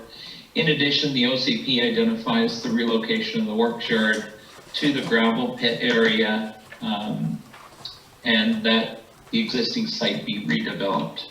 In order to achieve both these goals, the first step is to apply for a land tenure for community and institutional use of the upper portion of the Brunswick Hill gravel quarry. Attached is the master plan document that will be submitted along with a council resolution endorsing the application. And that's pretty much it. That's it in a nutshell. Thank you very much, colleagues. Any questions? This is something we've kind of had in the works for some time. And I guess the music is on and we dance or do not dance. So, questions? I'll go if no one else has one. Thank you, Councillor Abbott. So if we apply for this land tenure and it's granted, and for whatever reason you do not complete moving the works yard, is there an ongoing holding cost or anything else we've committed to? Not that I'm aware of. There's You're no, muted, Peter. It has to be used for the use for which you're applying. You can't use it for a purpose other than what you applied for. It'll be stated in the ground lease. there's no annual payment for that lease, there's no... No, just the upfront application cost. which I'm assuming is fairly minor, you know what it is. 200. To submit the application is 250. I thought it was, I don't know. What's the length of the lease, CAO? Usually they start off at 2 years and then roll into a 20 or 30 year term. This would be for a 30-year term. 30-year term? We apply for the long term. It just depends. Sometimes they give you the 2 before they roll it. But sometimes they'll give you the whole 20 or 30 depending on it. Okay, well, I mean, any shorter than that and it would be an expensive move. Yeah. If we had to give it up in 20 years, that wouldn't be. No, we'd have to have a guarantee that we're there for the long haul. So. Okay. On the communication plan, it says, should the application be approved, communication will be provided through the ministry's usual channels. I'm assuming we are also going to do public follow-up through our normal channels to inform the public of what's happened and the plans we intend going forward. I think it will be some time before we'll have anything to communicate. It's probably going to take a year. Okay. The next part of the report, my community institutional land use management plan. So that comes out of somewhere else? Or this wasn't just produced for this, right? It was produced for this, yes. By yourself or? Yeah, Okay. Well, that's a good based on the template provided by the ministry. Okay. So this is part of the submission? It is the submission, plus a council resolution is required. Okay, so this is the submission. Okay, not a report for us. Okay, that makes more sense, but it's still, it's very thorough and well done. Then the next report, which is this archaeological report. So that archaeological report is not specific to this. Are you suggesting we need to do one similarly, or does it somehow cover the, I was trying to see how that tied into the Brunswick pit location. So the report talks about general sites of interest throughout Lions Bay, of which there's only a few, and there's nothing at the Brunswick Hill site. That corresponds with the ministry paper on the Brunswick Hill quarry as well. So basically those two documents are to show that there isn't really any areas of interest archaeologically. Okay, so there's no detailed assessment that needs to be done then? No, I'm hoping those two will provide enough. Okay. And just remind me, and it was long before my time, but certain area and maybe you don't know this, but there was at some time, the village garbage dump was down in this area. Yes. Correct. That's a different location to where we're going, or are we concerned about founding over garbage?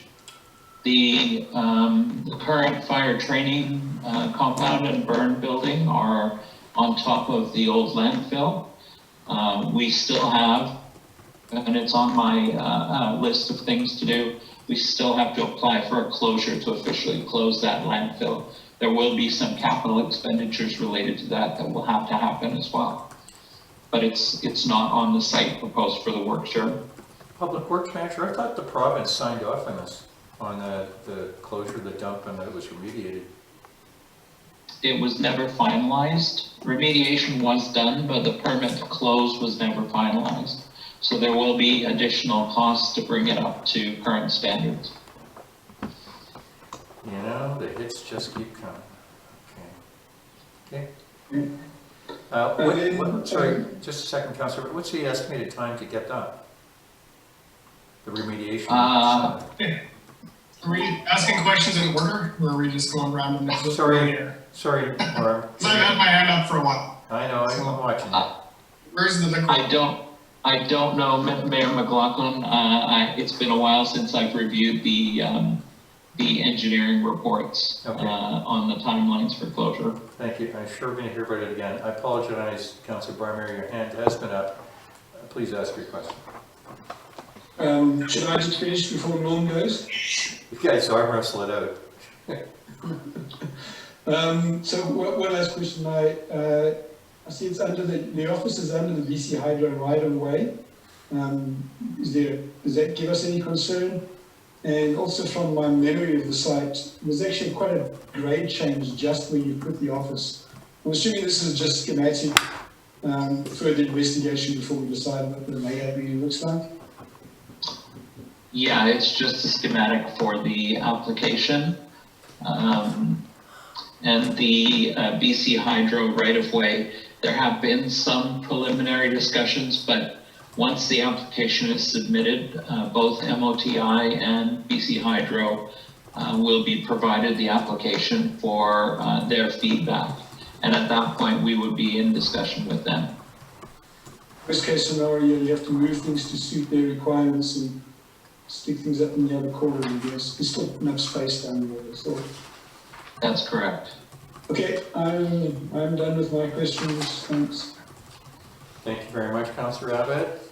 Councillor Barmeyer? I was just maybe taking a step back, trying to reflect on what the schedule of this move is roughly. Does this application take 1 or 2 years to process? Does it take another 2 years to plan the move? How much is that move going to cost? Do we have a rough budget for this project?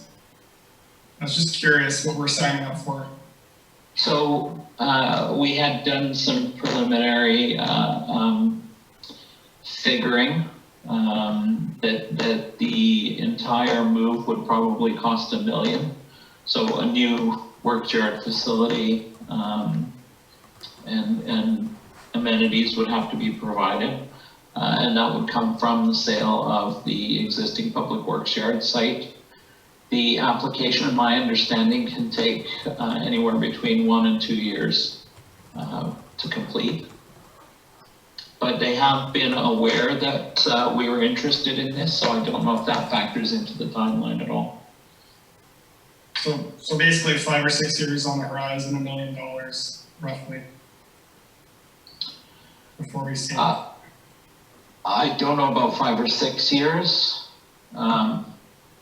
Yeah, maybe 2 or 3. I don't know. Okay, cool, thanks. Sorry, Councillor Bain? Yeah, I had 2 questions. Councillor Barmeyer's asked the first one. Another one's a bit of a request. I'm looking at the highlighted portion in red, or not so much highlighted, but the print in red, to give the explanation of some other things. And I was just kind of wondering if this could be, or has it been told to the resident who made some suggestions for the village use of this property? I think it was Mike Hurst came up with a letter a little while back, and it would be a good explanation that would answer his questions.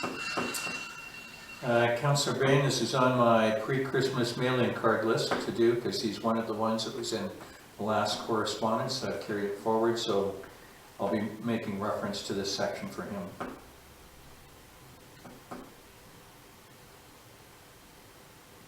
There we go.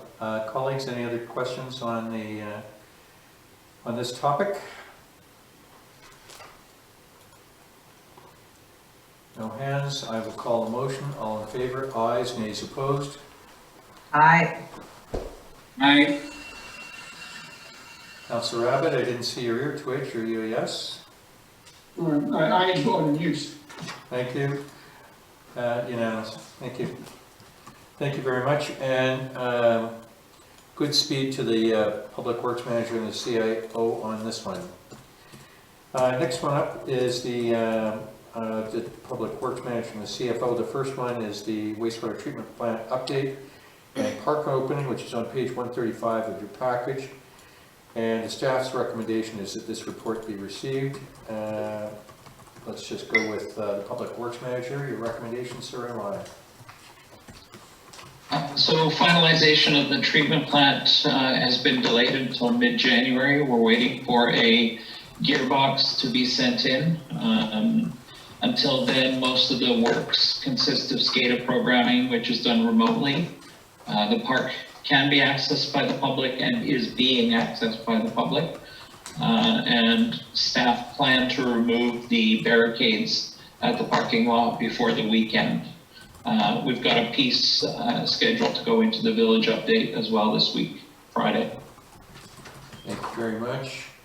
Colleagues, any questions? Yeah, I have a quick question. I am remiss, I haven't been down to the Lions Bay Main Beach yet. Have we opened that parking lot up? Yes, we have. Okay, so this is falling in line with, I just see parking is coming up and I'm just wondering if we're premature in opening it up, but if it's in line with what else? Okay. Any other questions? Oh, hang on, sorry, I see Councillor Abbott. Yeah, no, I was looking on your punch list, the 3 things you got on your punch list, and the one thing I didn't see was the reinstatement of the landscaping there, and I'm not sure what it looks like now, but it wasn't long ago I was by and that hadn't been done. Wasn't the contractor on the hook or liable for putting back the veggie garden and re-landscaping? No, that was always going to be a village task. We were working with the community gardens people to rebuild that, and that's ongoing right now. Okay, well, looks like quite a mess down there when last time I was down there. But so the contractor isn't responsible for any of it? No, it wasn't included in the contract, in the tendering. The understanding was that Public Works would be doing that all along. Okay. Thank you.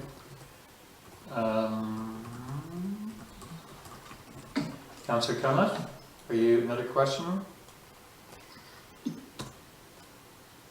No? Councillor Abbott, any more? No, I'm done. Thank you. I put forward the motion to receive the report. All in favor? Ayes. Nays opposed? Aye. Thank you. Received. Next one. And this is the Kelvin Grove wastewater treatment plant financing options, which will be on page 137 of your package. And the staff recommendation is that the report, be received for information purposes. I would say this about that before I hand this over to the CFO. Council's request is that we become part of the question as well as the answer. So staff's bringing us up to date now for a future discussion. CFO? Yes. So as the mayor just mentioned, I was asked to bring forward an information report about the financing options for the wastewater treatment plant. As it's nearing completion, a large portion of it will have to be funded, will have to be financed. We've currently borrowed the money from reserves to pay for the ongoing construction. The estimated cost is coming in, it looks like it'll be about $1,160,000. There's about $200,000 in reserves, so there's a balance of $960,000 that has to be financed by the residents of Kelvin Grove. So there's essentially two viable options for this. There's a parcel tax, and the report goes into some of the details. I wasn't sure how familiar council was about a parcel tax, goes into some of the details about that, but essentially a parcel tax, once the number of years would be determined, the total amount to be repaid, including interest, would be paid back over a period of years to be determined by council. And it appears as one line on the property tax. So one of the advantages of that is it can be deferred because it's considered property tax. So it can be deferred, and also a parcel tax can be applied to all lots that can be connected to the sewer, even if they aren't connected. So in other words, that includes vacant lots. So in total in Kelvin Grove, there's 95 lots, including the vacant lots. And some of the steps required for the parcel tax, we would have to do a bylaw which determines the service, which is the sewer, state the basis of the tax. There's 3 different bases: unit, frontage, or area, and specify the years for which the tax is imposed. We also have to do a roll. So there's some steps in terms of identifying the parcels that would this tax would be levied upon. The second alternative is the sewer utility fees, which go out every February. So again, the cost would be split over the number of years council determined they'd like to see it repaid. So it's simpler administratively to do that. However, to be charged a sewer user fee, you have to be connected to the sewer. So there's only 86 parcels of land, so it would be a smaller group that would be repaying it. And because it's part of the sewer user fee, you couldn't defer the tax. And we do have a very high percentage of residents who defer tax. So I won't go into all the details of the report, but just there are steps that have to be taken for the parcel tax. The sewer user fee is a little bit simpler. There is a third choice, defining a creation of a local service area. However, that does require us going to the public, like there's an approval process for that. And then if it is approved, then the next step is how you would fund it, which is frequently a parcel tax. So in a way, it's very similar to a parcel tax, but there's just that extra step. So I don't know if council had any questions about this process. Thank you very much. CFO, if I can go first on this then, and I appreciate you bringing it forward to us in advance of it coming for decision. Appreciate the work done and the math that's behind this. So in terms of if it was going to go to parcel tax and you had to do the bylaw, the roll, et cetera, when would you start that process? As soon as possible. January, So, right after the January meeting.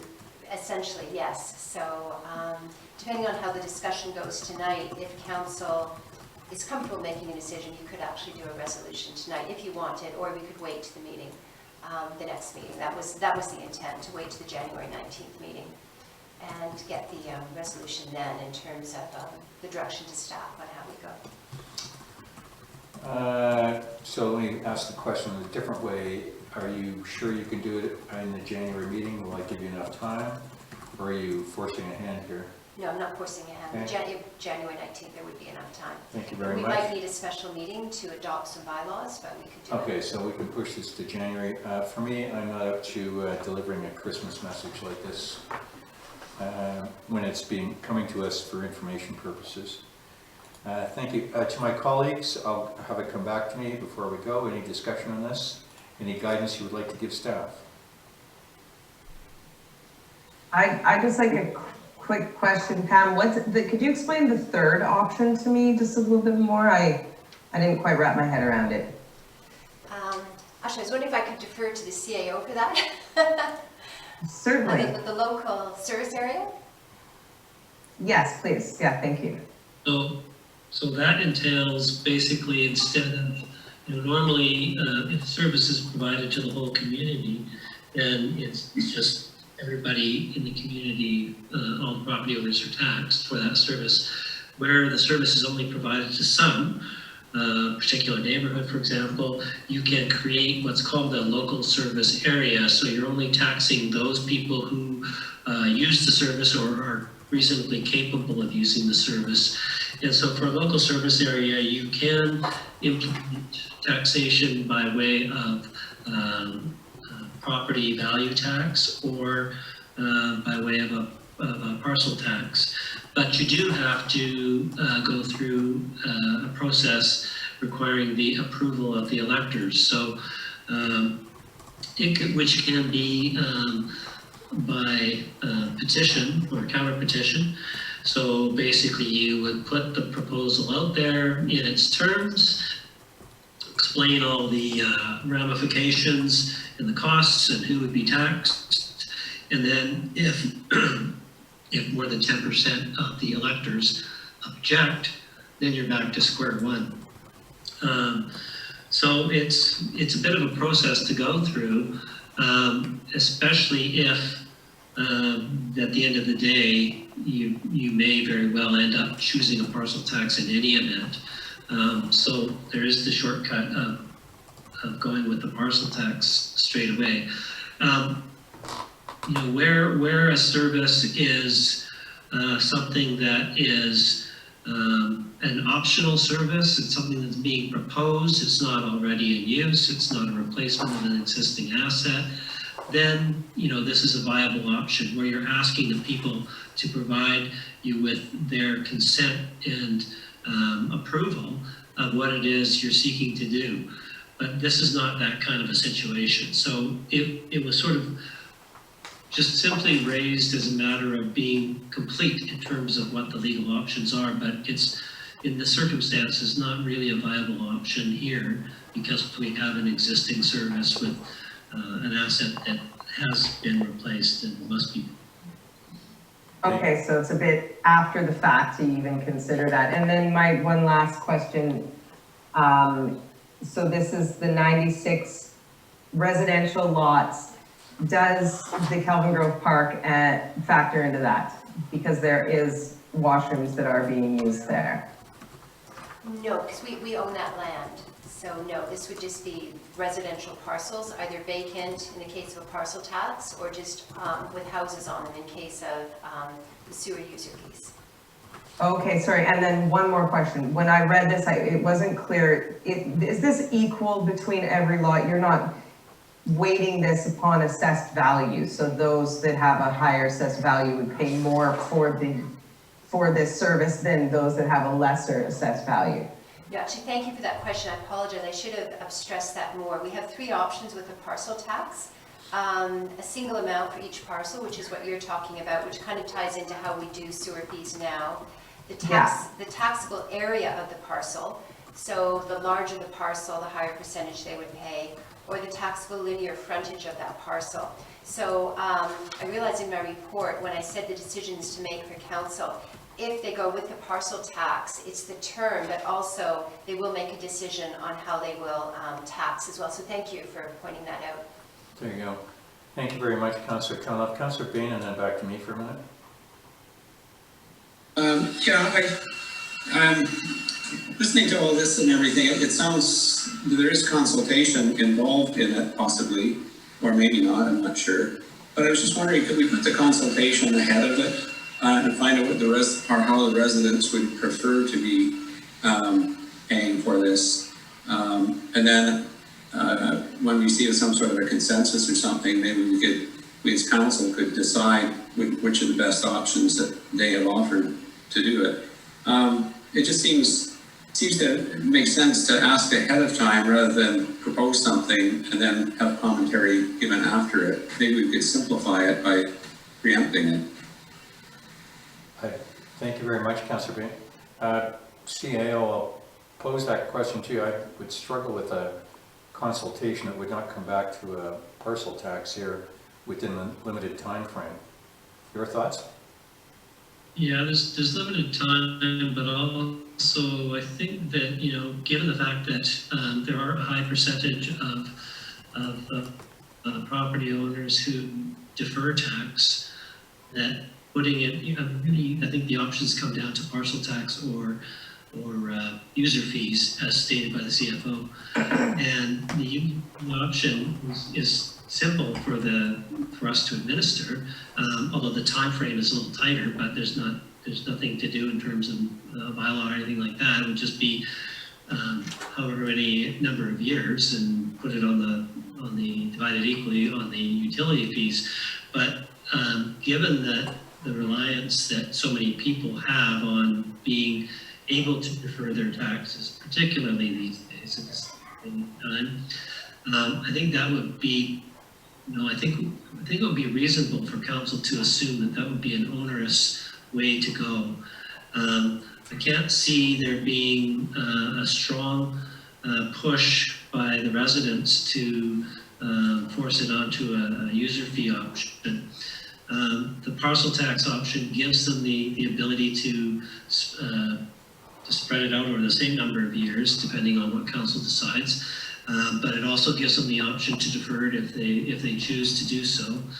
And I think it's also, and either way, you know, in terms of, you know, if it is a parcel tax, you know, the question was asked about a flat rate versus the taxable area or the frontage of the parcel. You know, we're talking about a service that is essentially the same for each parcel. And so to distinguish based upon the size of the parcel may not be all that equitable. I think you know, we base the utility fees on a flat rate. I would think that the capitalization or repayment of the capitalization of this plant ought to be based upon the same rate. There's certainly an argument that it ought to be. And then I guess the other point being in favor of a parcel tax is that it ensures that all parcels that have the ability to connect to the service are taxed for the service. If you don't do that, then, you know, there's an argument that you're not spreading that burden equally amongst all the potentially beneficial users, and you're also arguably providing a disincentive for those vacant lots to be developed. Thank you very much, CAO. The order here, the CFO has a comment. I have one, and then Councillor Abbott.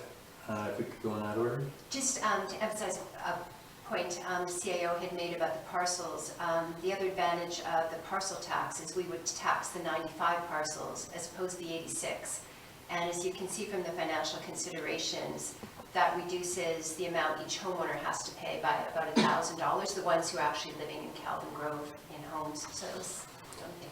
Thank you very much. I will have a bit more time on this one.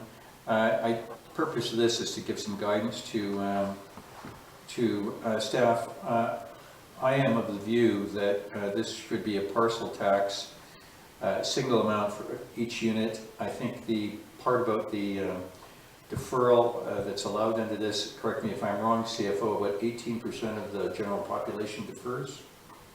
Yes, overall the village. I don't know the exact Okay, number in Calvin Grove. so it's 18, Yes. so let's, quick math is it's sometimes between 15 and 20 folks, depending on average on these 95 lots that have the ability. The rest, it comes in with your property tax. I am not in favor of deferring this over a length of time. I think that to go on the unit basis versus any quasi lot size, mill rate type format, you're a user, and everybody's paying the same. That would be my comments, and I think I'd like to go through the roll first with Councillor Abbott, and then we'll go alphabetically and give guidance to staff. Councillor Abbott? Thanks. If we do this over a certain time period, would we charge interest on the money if we extended it out over probably 10 years or whatever? Is the first question. And secondly, is there a model where the residents will then have the option to pay it now and not incur the additional interest? Yes, we are required to charge interest. We're borrowing the money, even though we're borrowing the money from ourselves, the charter requires us to pay interest at the rate of interest we would be earning now. So currently that's about 1%. And yes, that is something else. Thank you for pointing that out. When you have a parcel tax, you have the option of paying it up front. So there would be a calculation done what the annual payments would be over the term with the interest, and then a number that you could pay it up front. So for example, we do have a parcel tax now. Brunswick Beach, when they joined with water, there was a parcel tax, and residents were given the option of paying up front, and about 20% paid up front. And then the balance paid the parcel tax on their property tax bill. Anything else? Thank you very much. Councillor? Councillor Abbott, I'm looking at you to give an indication of where you would like to go with this. We had another question. Okay. Well, you can ask your question, and then, but I mean, we are looking to give guidance here. Okay, so to Councillor Barron's point, if there is an option here, that in one way or another, should we not be going to the residents and getting some feedback on which way they prefer to go, especially if there's options over term as well as upfront payment? That was what was my other question or thought. Okay. CFO? I mean, it is feasible. We could have the options and have Multiple have a choice vote. pick? Yes. Yeah. I mean, we are trying to make a decision in their best interests. And all of us but one don't have a dog in the race, to use a bad phrase. So yeah, I don't know if we can somehow give them, explain the options. But I think my last question was, what is the total tax bill likely to look like if we did this? Say we did this over 10 years and you had an extra $1,000. What are they currently paying, and how do we amortize this over time to make sure we're recouping money now into another fund for the replacement cost that is coming in 20 years' time? Is all that factored in? No, this is just a repayment of the money we borrowed from the reserve. So that calculation would be basically the interest over the period of time that they choose and the repayment. but that is a good point. We also have to consider, we have to start putting money away now for this sewer treatment plant. And that is a bigger picture of when we do the budget, we need to really consider starting down the road of starting to budget for depreciation. I mean, we could never do it all in 1 year, but just with each budget, starting to put aside money for the depreciation, but that's separate. That's nothing to do with the parcel tax. The parcel tax is purely repayment of the debt. So this what I'm saying is, if I'm a resident, I'd like to understand, the whole sewer bill every year, and what it looks like for me over the next several years, not just a portion of it, because this is like the full picture of what they pay for sewer, right?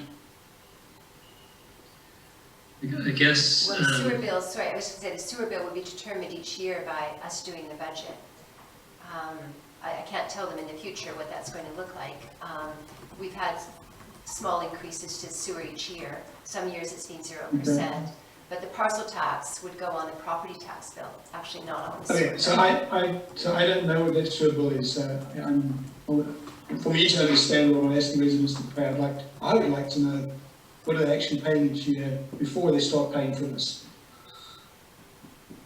Well, I guess they just have to look historically at what the rates have been, and historically No, they've increased. I'm just saying for the rest of the councillors who have no idea, we don't get that bill, could you just let us know when you come back to us? They're already paying so much, we're adding so much to it, so I get a picture of what it's costing people.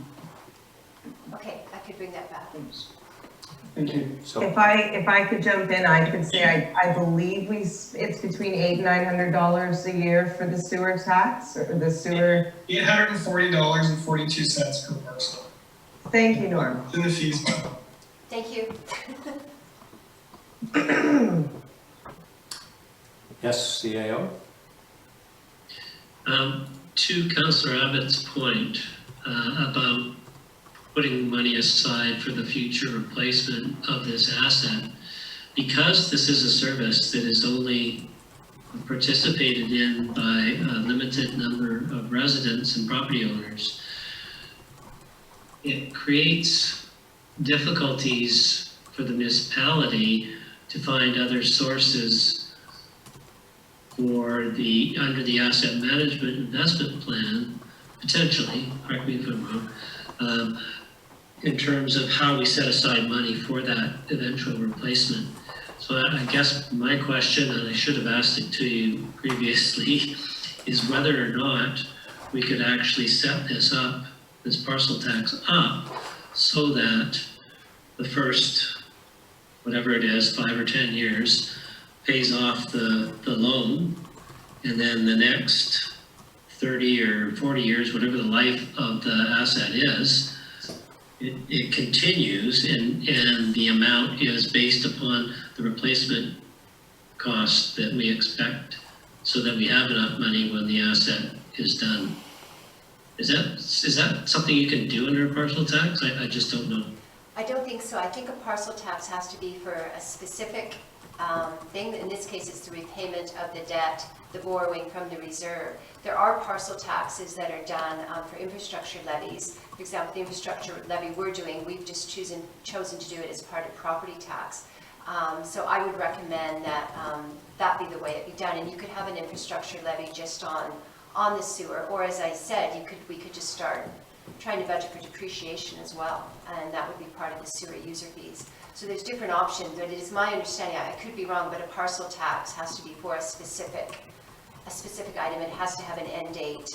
So this parcel tax would just address the repayment of this debt. But it would be for a specific item, and the end date would be the life expectancy of the asset. Well, no, the end would be when we repay the debt.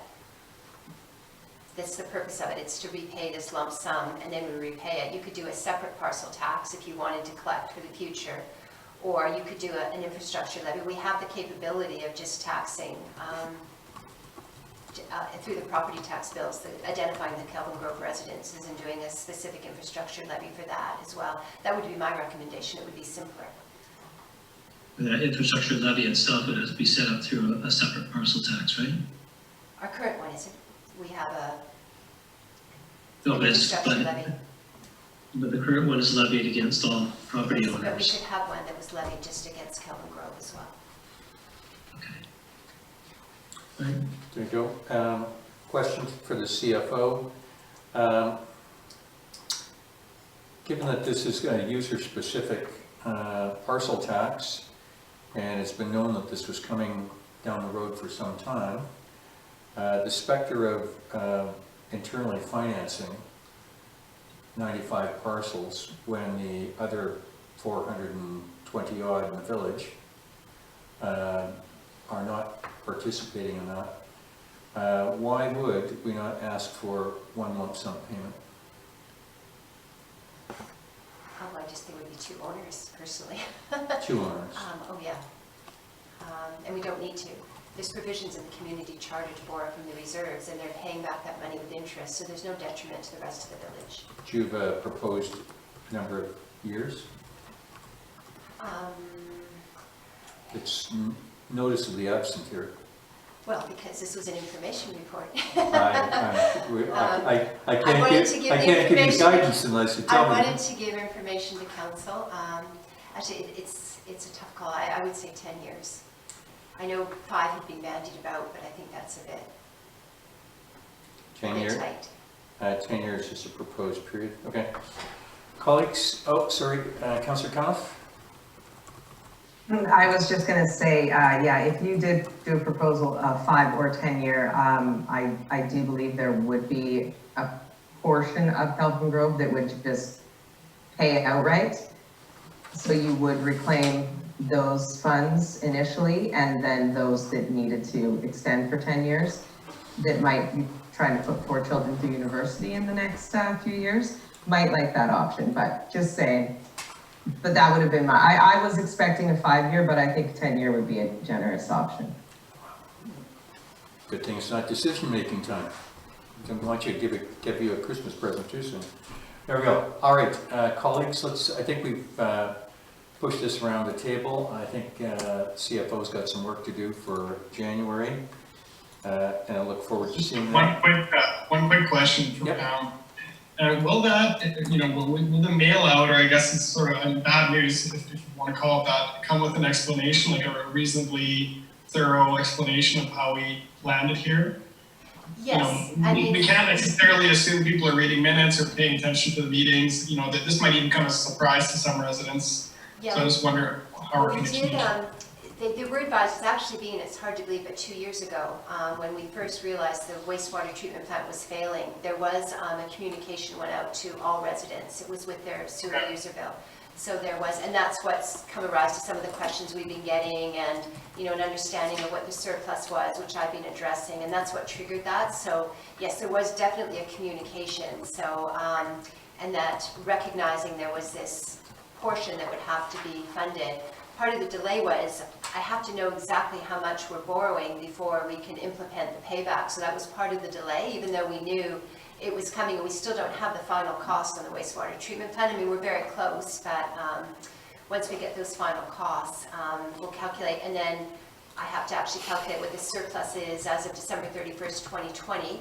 Hopefully it'll have gone up a little bit, and then, so this is just sort of ballpark figures, but yes, 2 years ago, it was mailed as part of the billing to every resident of Kelvin Grove, and actually the vacant parcels, like all landowners, telling them that this was coming because of the premature failure of the treatment plant.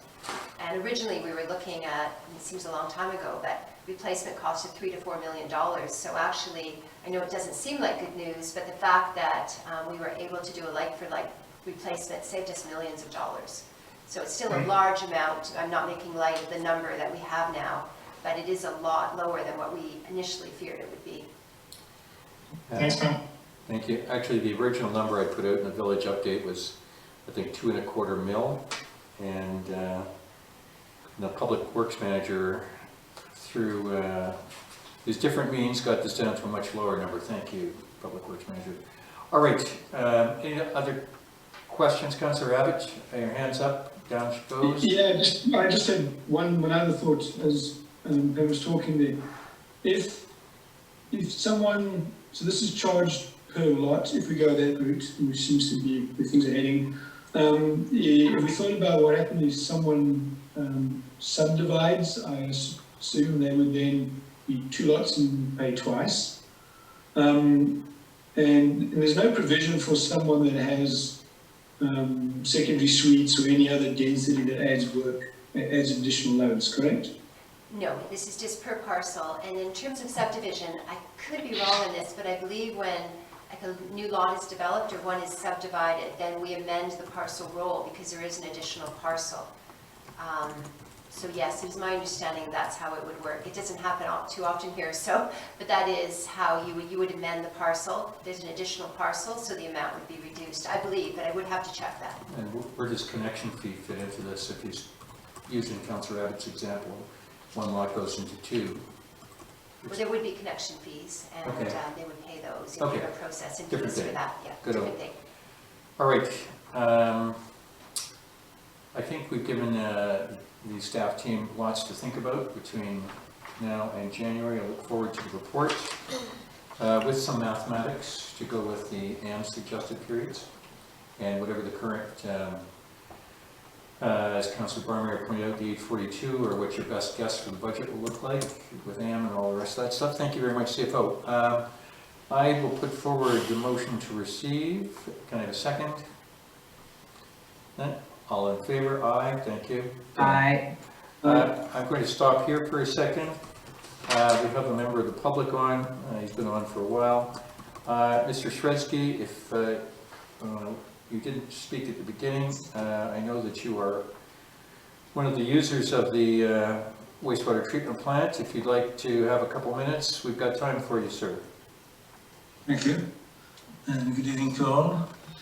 First of all, thank you for providing me with partial information on the history of the sewage expansion or expenses altogether. I trust you had a chance to read my email, and looking forward to your reply. Please also read Brenda Burton's email that came after at her own desire. I received a number of supporting comments from residents of Lions Bay, and mostly Kevin Grove, because I was related there. Many sent notes of much appreciated. Just wanted to say how much I support your comments, etc. Next one, perhaps plebiscite on the expenditures over certain figures is needed in the village. Next one, thank you for pushing this. We agree that we have spending problem in the village. Next one, perhaps we can discover how similar municipalities to Lions Bay are spending. Generally, residents recognize the spending issues here. Many, many more.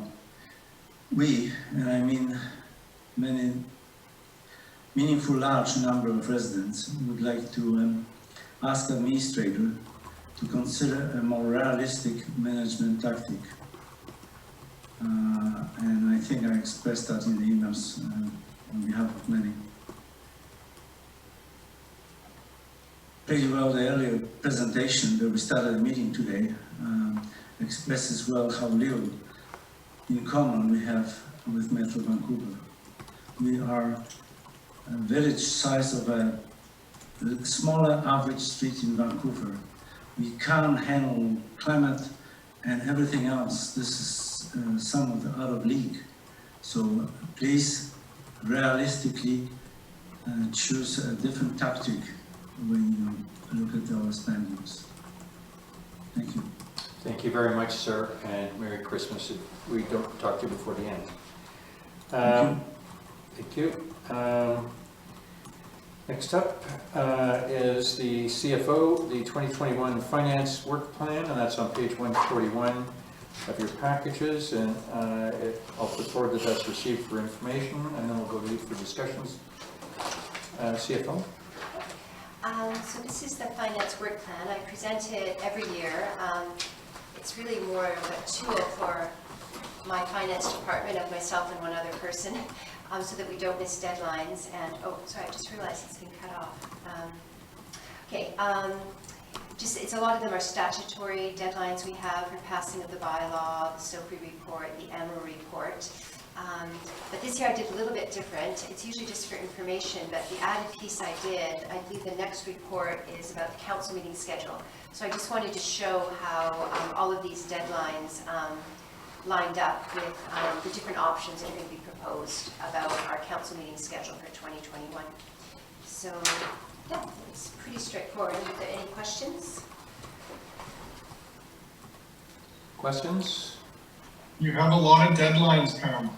Yes, there are a lot of statutory deadlines for financial information. Like I say, this started being something that Haley and I did, and then we started sharing it with council, but it's just making sure we're working backwards from the deadlines to get all the bylaws adopted on time. And this has always been fairly strict, but it's got stricter over the last few years. They actually look to see if you're meeting your deadlines when they're reviewing your grant applications. So it's never been, it's always been an issue if you missed your deadlines, but it's really an issue now because it could actually impact your ability to get grants. There we go. Can I have a second for receiving? Thank you. All in favor? Ayes. Nays opposed. Which takes us up to the CAO. And so just to go to the recommendation before I hand it off to him, that the proposed council meeting dates for 2021 set out this report under option A be approved by council. The council considers publication of the meeting schedule in the village update to be reasonably equivalent to that which would be provided by a local newspaper publication if it were practicable, and that staff published the 2021 council meeting schedule in the village update and in accordance with legislative requirements. I'll put forward that motion. Can I have a second? In hand. I'll presume Councillor Collins' hand up. Thank you. CAO, discussion on this? Okay, the recommendations 2 and 3 are brought every year. It's the way in which we meet our legislative requirement for publication of the meeting schedule, given that we don't have a local newspaper. And so we utilize the village update to meet that purpose as is allowed under the community charter. So moving aside, so the first page of the report basically sets out the basis upon which that is brought forward every year. If we turn the page, actually the very last paragraph begins on discussion of the options for meeting schedule. So historically they were scheduled for first and third Tuesdays of each month.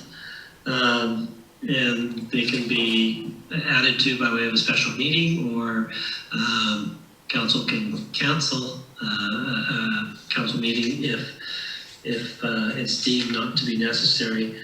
But in reality, logistically, that's very difficult to do unless you know 2 or 3 weeks out that you're not going to need to have that council meeting. There's not enough on the agenda to make it worthwhile. So it's very rare to actually cancel any council meetings. Last year, or this year, I guess, 2020, we did a bit of a split schedule whereby we had the usual schedule for the first 5 months of the year, and then we went to a bit of an altered schedule, which was aimed at providing a little bit more time between meetings. Leading up to summer, I think we were aiming to try and get that 3-week mark, and then through the fall, meetings were scheduled once a month. And I don't know about council, but I think from a staff perspective, the sense that we got was that 4 weeks between meetings was too long. Too many things come up to make that a viable alternative, and without having numerous special meetings. So, at the same time, I think our sense of it was that every couple of weeks, with the occasional 3-week interval, was not really enough time between meetings to get the work done that we need to get done to advance council's objectives and priorities. So I plotted out what a 3-week schedule looks like, and that's what option A entails. And it works out pretty well throughout the whole year. There is a requirement in the week of February 16th, so the 15th is a holiday, but a special meeting would be required for the 16th, 17th, or 18th in order to adopt the utilities bylaw fees for the year, because they come up pretty quickly. The rest of the schedule works well and ties in with the CFO's finance schedule. Of course, in August we have the break, but with the 3-week schedule, we go right to the end of July, July 27th. I think last year we ended up sort of mid-July, and then we didn't get back to another council meeting until the middle of September, so it was 8 or 9 weeks, I think. This schedule would have us a little bit less than that by going to the end of July, and then back September 14th. September 7th is a bit tight because we're just coming back from the summer break, and it's difficult to pull together the agenda until we had a week back in the office. The schedule goes through suitably for October and November, and then I plotted a strategic planning session for November 30th and December 1st. That would be in between the meetings for November 16th and December 14th. And so that all works out well. Option B is the traditional first and third Tuesdays of each month. And option C is a hybrid whereby we do first and third for the first 5 months until we get the budget adopted. And then we go to a 3-week interval schedule after. A couple other comments that are in the report relate to, just over the past 5 years of doing this. My sense is that, when the public wants to come to council, it's because they've got things that they want to share or bring up, or because of the content of what council is considering at the meetings. And I don't think it's not, we don't see the same people here every first and third Tuesday. And so I don't think there's really any reliance that necessarily needs to be placed on keeping a hard and fast schedule like that. I think that when people are interested in what's on the agenda or what's being discussed or have something that they want to bring forward, they'll look and see when's the next meeting, and they'll come or they'll write. So those are my comments on the report, and the recommendation is to go with option A. Thank you very much, CAO. So I've already put forward the motion and confirmed that I got a second, Carla. Yes, I did. So we're in discussion. I might moved on the option A. It's my preference. Open for discussion. Any thoughts, colleagues? Let's go.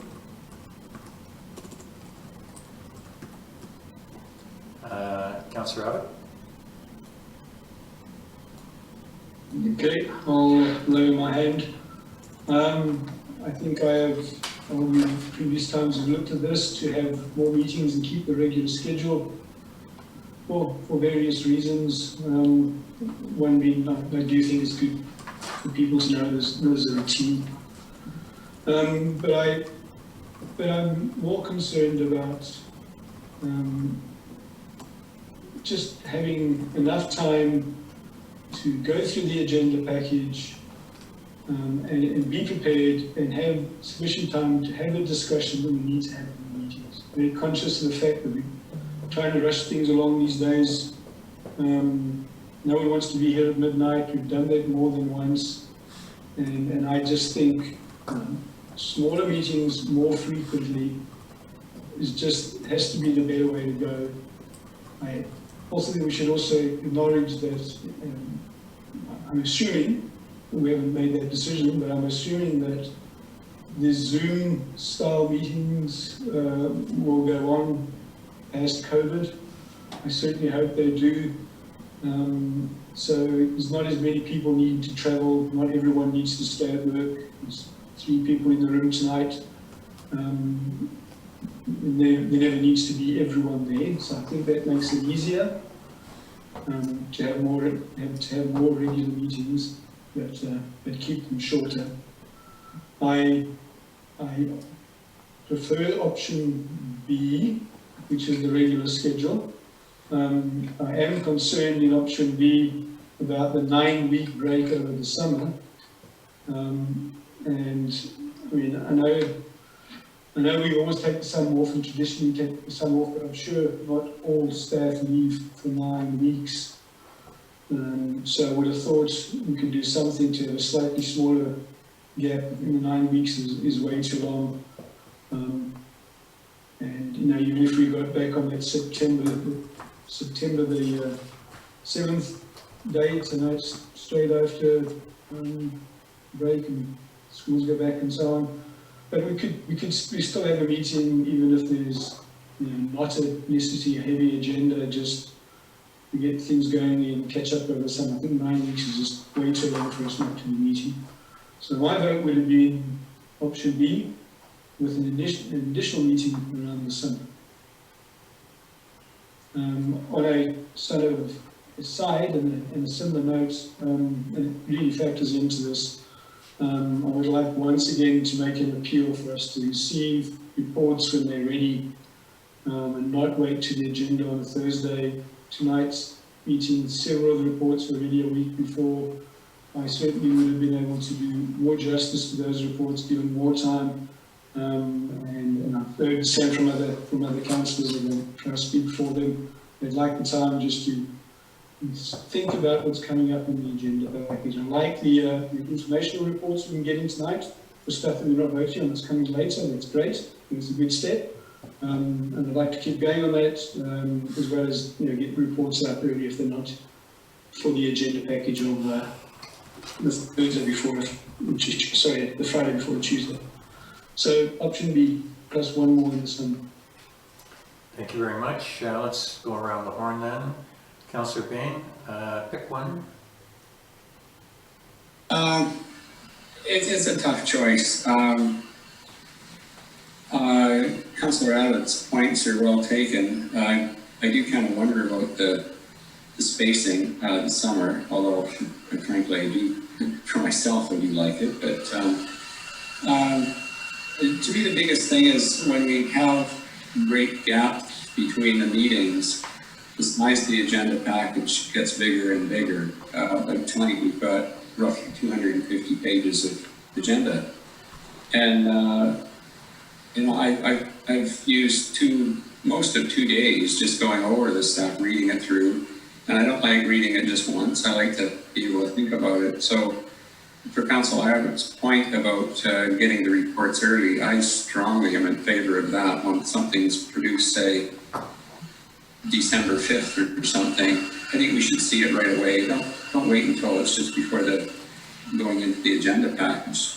I think council, all of us need time to sort of meditate on it and mull over it and just think about it, and maybe do our own research, and just so we can have more informed opinions. So to me, that's a bigger issue than the timing and the sequencing of the meetings. I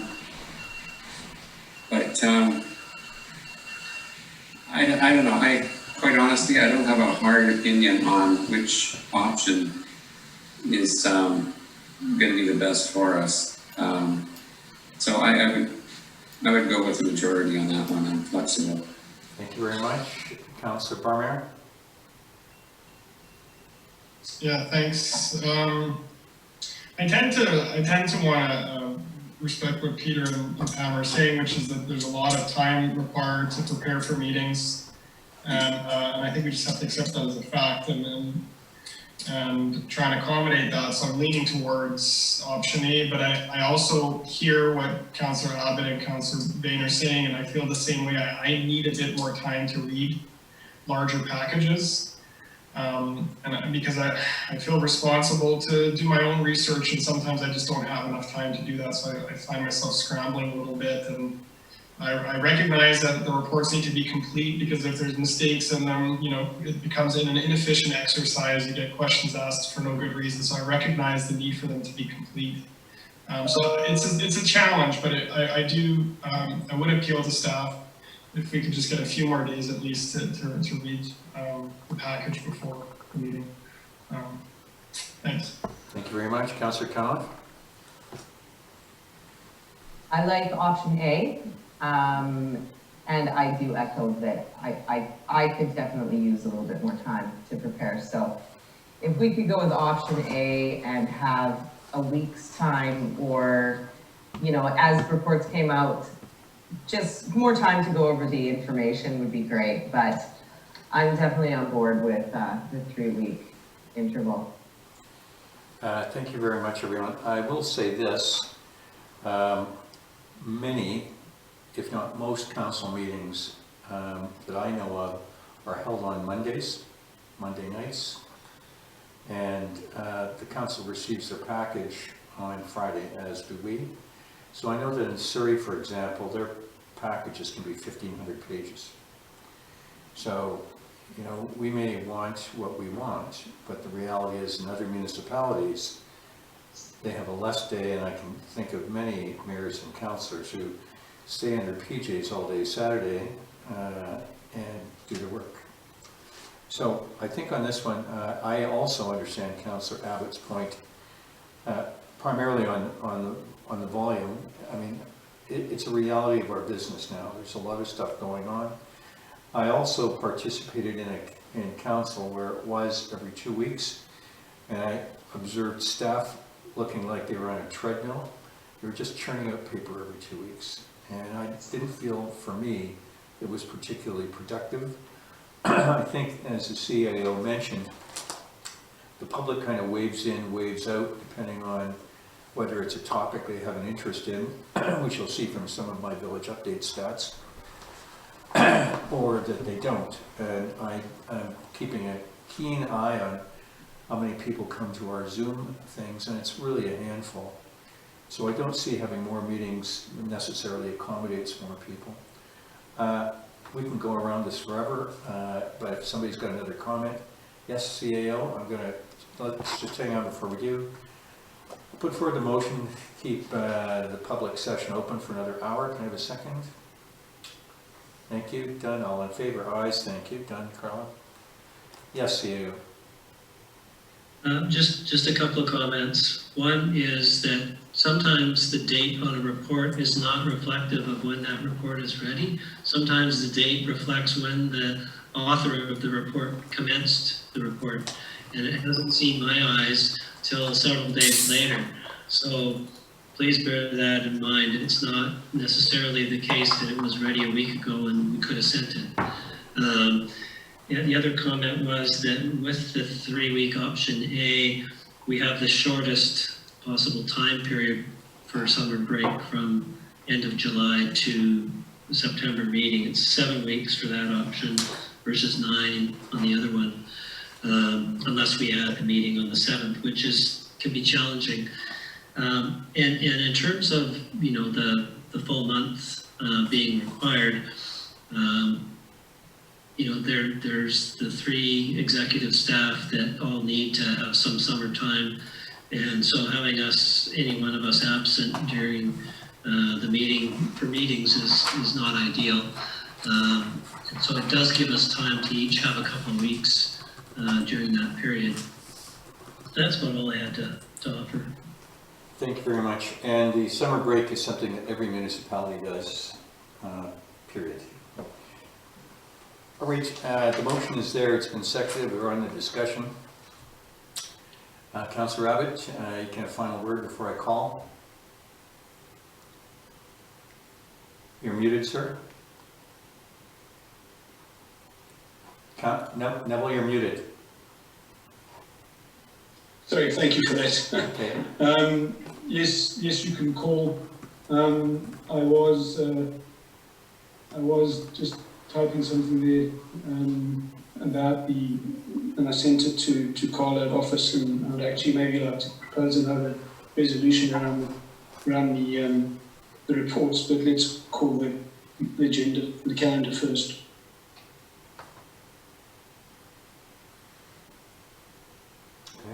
Okay. Any other comments? The motion's on the floor. I'll call the motion. All in favor? Ayes, nays opposed? Aye. Aye. Thank you. Nay. Okay, thank you. Carrie, Carla? Thank you. Next up is the Lions Bay Avenue Connector. Sorry, through the chair, would it be appropriate, given what we just heard from everyone, to maybe put a council resolution together? And I just worded something quickly and sent it to Carla, to ask staff to give us reports when they're ready and not wait for the agenda package. I do understand Peter's point. Sometimes they might not have been reviewed.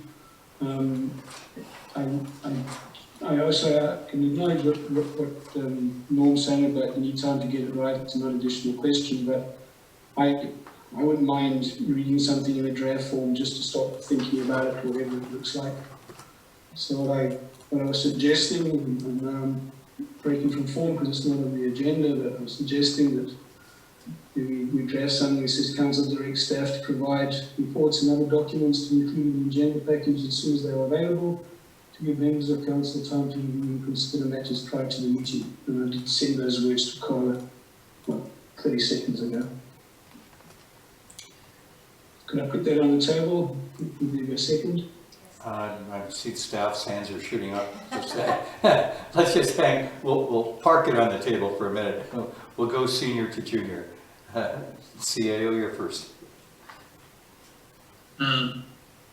It's not a reflection on the quality of staff's reports, but it's very rare that there aren't amendments, questions, different things are raised, different points are queried. I can't condone sending out reports that I haven't seen and had an opportunity to vet and go over with the author of the report. That's not done anywhere, and I can't condone doing that. I can't see doing that. I can't, as a manager who is responsible ultimately for what is said in those reports, allow that to happen. So I have to strongly oppose that kind of suggestion. I think that with the additional time between meetings, there may be an opportunity that we can get some of these done sooner. And when reports are complete and they have been vetted and approved, they can be released to council. But I can't agree to having reports go out that I have not had an opportunity to review and to go over with my staff. Anything to add, Pam? Well, I was just going to add that with the process of writing the reports, we work well as a team and we read each other's reports. Like Nairi reads my reports, I read his, they go to Peter. And I can't speak for everyone, but I like my financial reports to be as up to date as possible. And I can tell you, I'm almost always finishing them Thursday night and sending them to Peter. And he reviews them usually that night or that morning. And they're literally just hot off the press to get into that agenda package. And that's how it was when I worked at West Vancouver as well, that, aside from our daily work, there's reports that are easier than others, but they're going to Peter usually to be reviewed on Friday, which is already past, the desired deadline.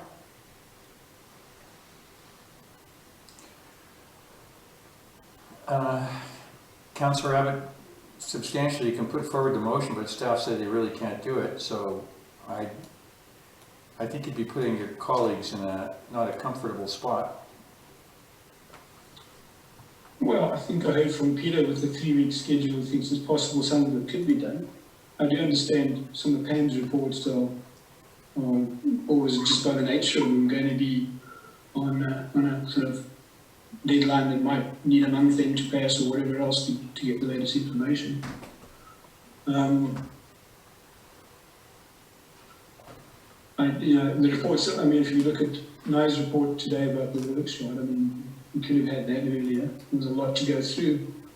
I might have been actually, I was quite interested in reading that whole thing about archaeology, but I guess I'll do that on my own time.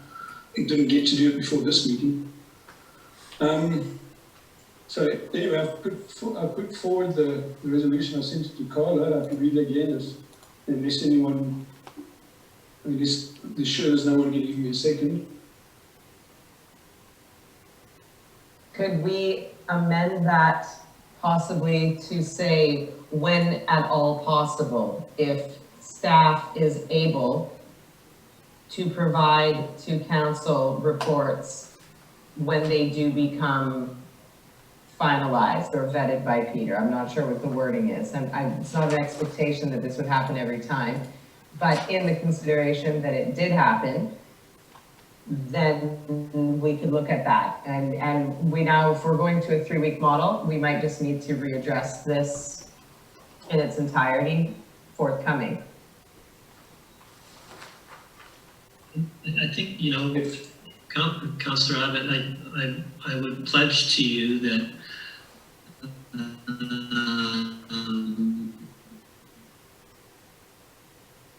Peter, could you repeat? He's frozen. we'll try our best to, we'll send them out instead of waiting for the agenda. And I can make that pledge to all of you here and now. I don't think we need a resolution to do that. But that's about the best I think we can do. And I will try to see what we can do in terms of making that a higher priority, trying to get the reports out sooner.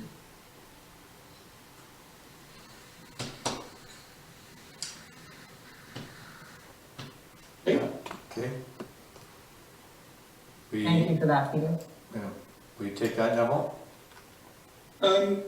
Yeah, I would like to see the resolution in the direction I was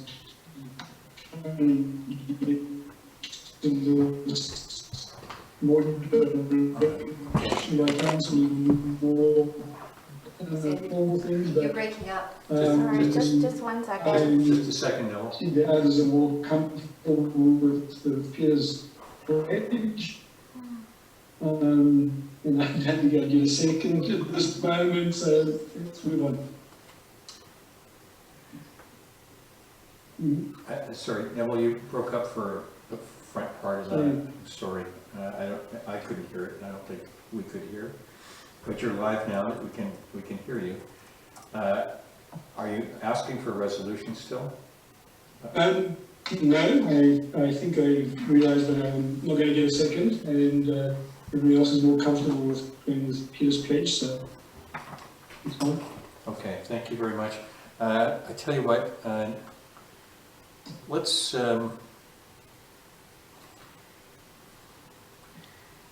see what happens in January and February, whether we need to address this issue again too. I mean, maybe this agenda is not the best one since I count 14 items. And I mean, if I asked Carla when she started to compile them, we'd probably find a whole bunch of it started flying in here on late Wednesday, Thursday, and Friday probably. Mostly Friday. I'm looking at her and a lot of Fridays, so that's not conducive to getting it sooner. Okay, let's move on then. I think we're all done with this one. Just a second. We did pass this, didn't we? Yes, okay.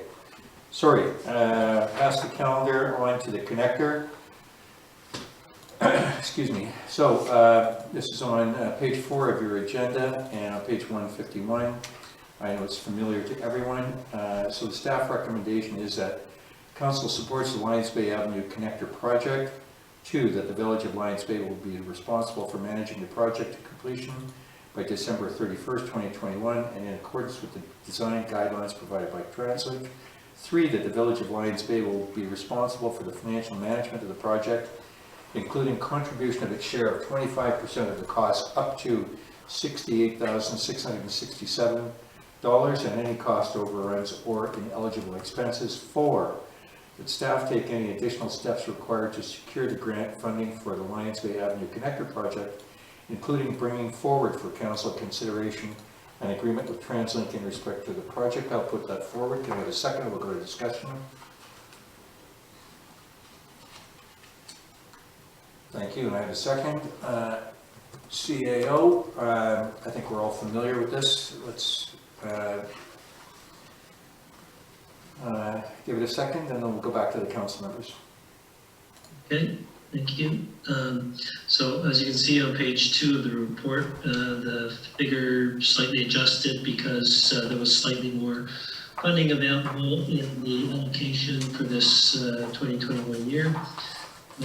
So I adjusted the figures accordingly. I expect that notwithstanding the total cost that is set out there, 274,667. That's the max it can be under this formula if TransLink was to pay the maximum amount that they allocate to Lions Bay for these 2 years. I don't think it's going to cost close to that. I think we could probably do it for under 200,000, and I think the village share accordingly will be under 50,000. But it's set out this way because we don't have sort of a detailed design at this point. But you know, been thinking quite a bit about it since the strategy session, and going over different aspects of the project and ways in which that we can keep our costs down, keep things simple. I think there may even be an opportunity to engage volunteers regarding portions of trail improvements that run adjacent to the on-ramp and connect with the Calvin Grove Trail and through the native plant garden. Ultimately, I think it comes down to this project being a matter which advances the safety and quality of life for residents. So that's about it. Thank you very much. So to my colleagues, this this piece of legislation is not unfamiliar to you. It had quite a lot of time given to it at the strategy session. I will go alphabetically through the council members to make their points, and then I will call a motion in a few minutes.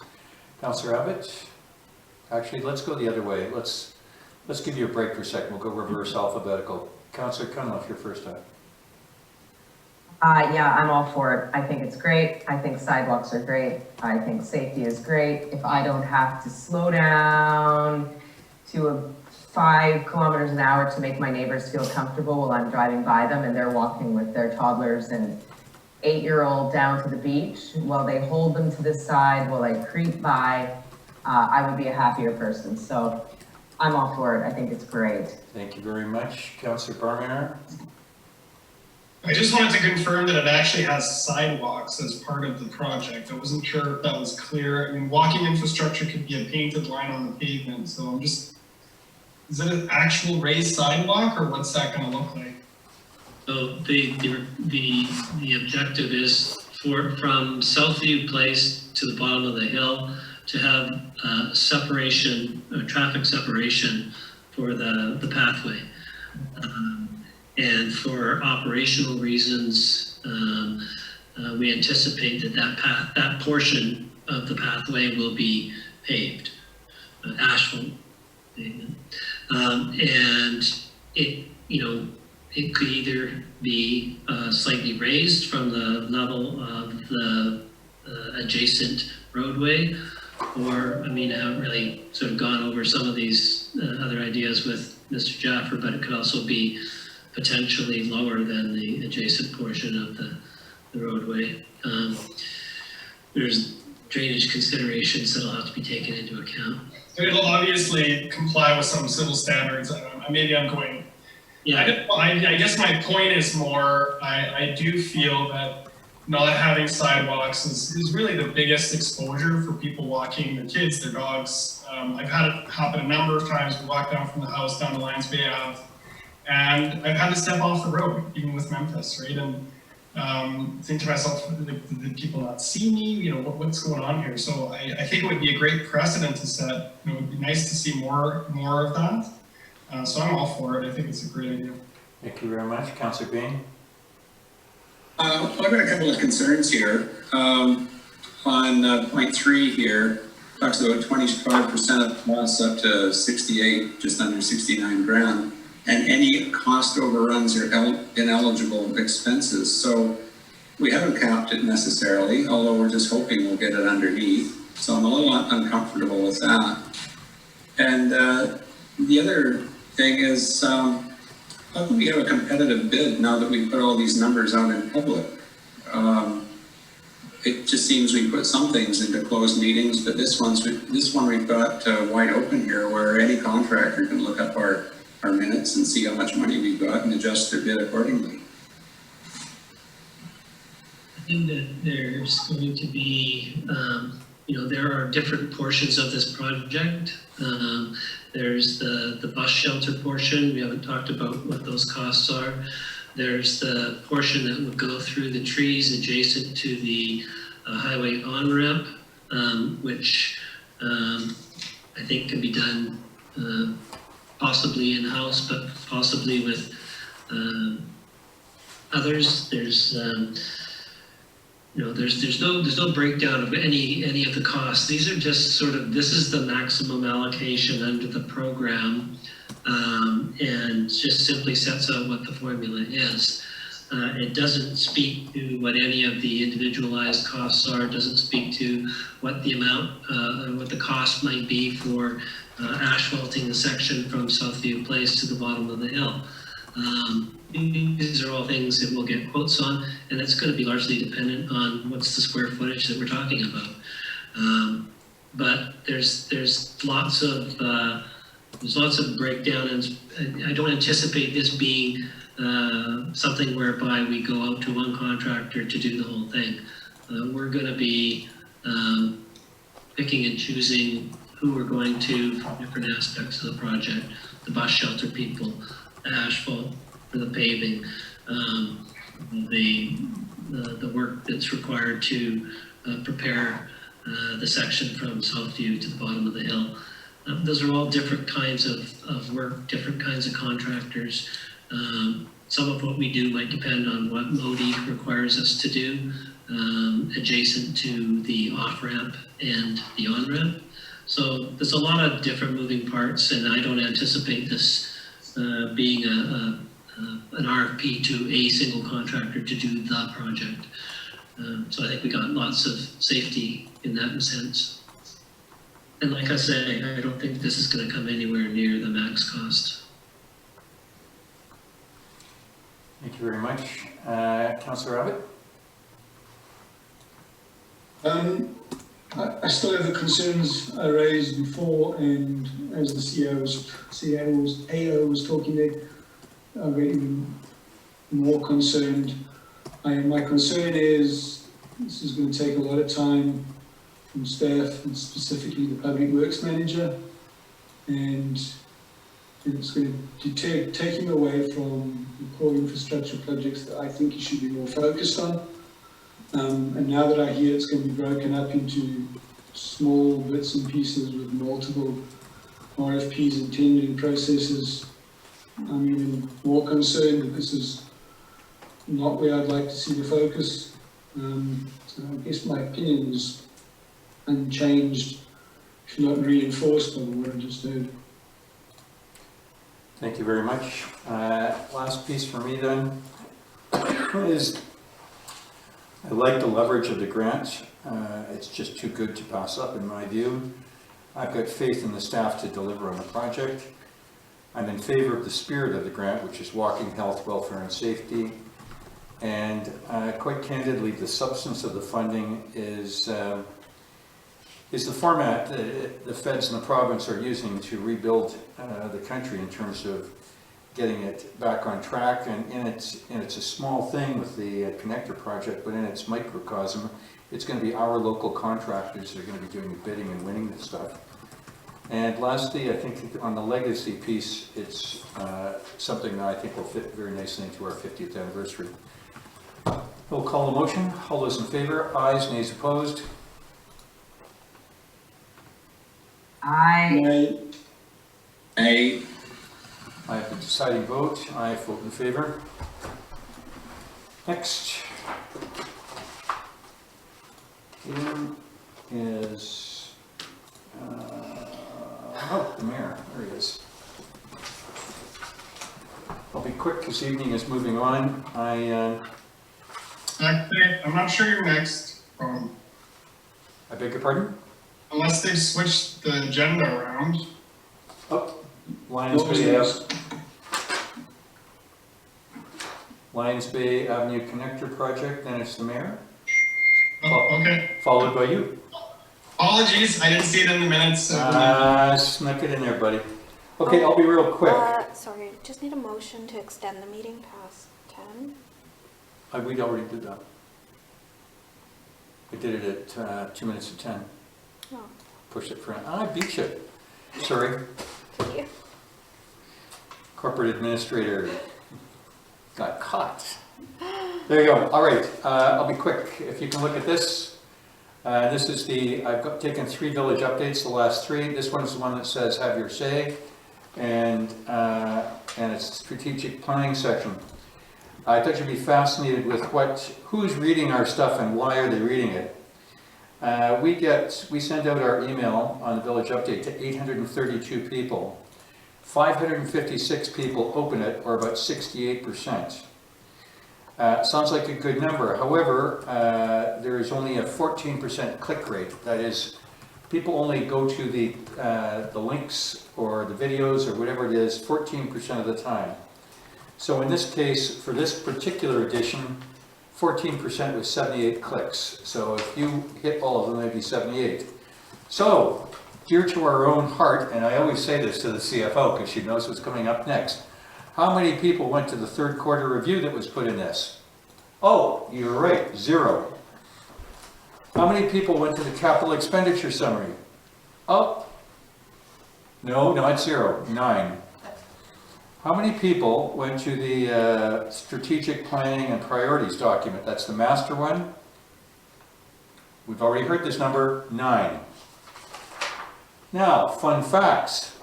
How many people went to the public engagement wildfire smoke exposure? Take the survey. 11 people did. To all of our hearts, how many people went to the update on the proposed Metro Vancouver wood burning bylaw? 43.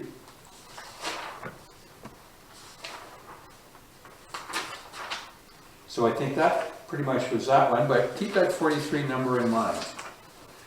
The next village update was this one with our smiley little faces on it. And presume the same gross numbers with the click rate. So the second paragraph is the video recordings and on-table have your say have been received from the residents of the first and second session. So this is the Zoom. So how many people went to the first Zoom? 12. How many people went to the second one? 0. How many people had a look at the have your say input with the agenda package? 10. Now I put this in context because when Karen gave me the number for this, she said the Lions Bay Community School video had 19 hits and the Sell the Christmas Trees was 10. And this is my personal favorite. How many people went to the garbage collection guide and calendar? 39. So the garbage calendar won in that edition. The most recent one, which was Friday's edition, same story. It had a 38% click rate, which is 205 people went to the different places. For the mayor's message, 115 people went there. For the Moore's Family's Nanny, Prudence Fumery, 109 people went there. For Dr. Brown's appointment, 35 people went there. For any contribution towards the 50th anniversary committee, any fresh ideas, 0 went there. The community school video had another 26 hits. And dear to my heart, the garbage collection guide got another 43 hits. So I think it's fascinating to know what people are interested in. And there we go. I also did a quick breakdown of our last, the strategy session, plus the number of folks that wrote in subsequently. And just in terms of, domination of where the topics were, and I split it, they kind of had 2 different topics in the one letter. And it just give me some liberal latitude on this one. I've divided into a couple of sections. 4.5 people were more or less pro-subdivision and wrote on that. 3.5 people were fascinating in the urban containment area and the wood burning section. The highway noise got 1 vote. What I'll call speeding in the village and parking got 4 or 5. Pro-infrastructure got 1.5 votes. Anti-infrastructure spending got 2 votes, and the communications tower got one comment on it. So I think back to the theme, we're serving a village with a lot of interesting thoughts and a diverse bunch of things that they want to look at. That's my piece on that. And Councillor Barnard, you have your motion and your story. You can put forward your recommendation. I'd be pleased to second it. Yeah, I guess formally I'll just put forward the recommendation that council approve locating a single DC charger at the southwest side of Municipal Hall along Cross Creek Road instead of the steeper area at the intersection of Cross Creek and Ocean View. That council authorize additional revisions to the architectural set to reflect the alternate location at Municipal Hall. The council authorized staff to resubmit a revised version of the grant application under the February 2021 intake for the ZEVA grant. And that council approve appropriate signage directing staff toward charger from north and southbound Sea to Sky Highway be reflected in the grant application. So that's the formal recommendation. I guess there's lots of stuff I want to say about these individual points, but that's it. Sorry, can I just get a point of clarification? On the first resolution, should that not be the north side of the municipal hall as opposed to the southwest side? Southwest side would be like where the bus stop is. The north side would be where out front the power pole is. Yeah, clarify that for me because I'm picturing the parking area from the bus stop to the stop sign, that whole swath of parking spots somewhere along there.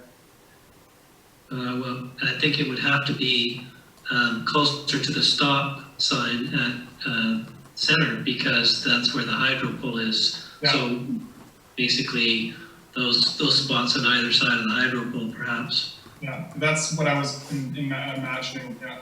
So if this description isn't clear, there is additional clarification further down. Yeah. But yeah, I agree with you, Peter. That's the area I'm suggesting. Okay, I think maybe we should change it to north side of the municipal hall. Okay. Okay.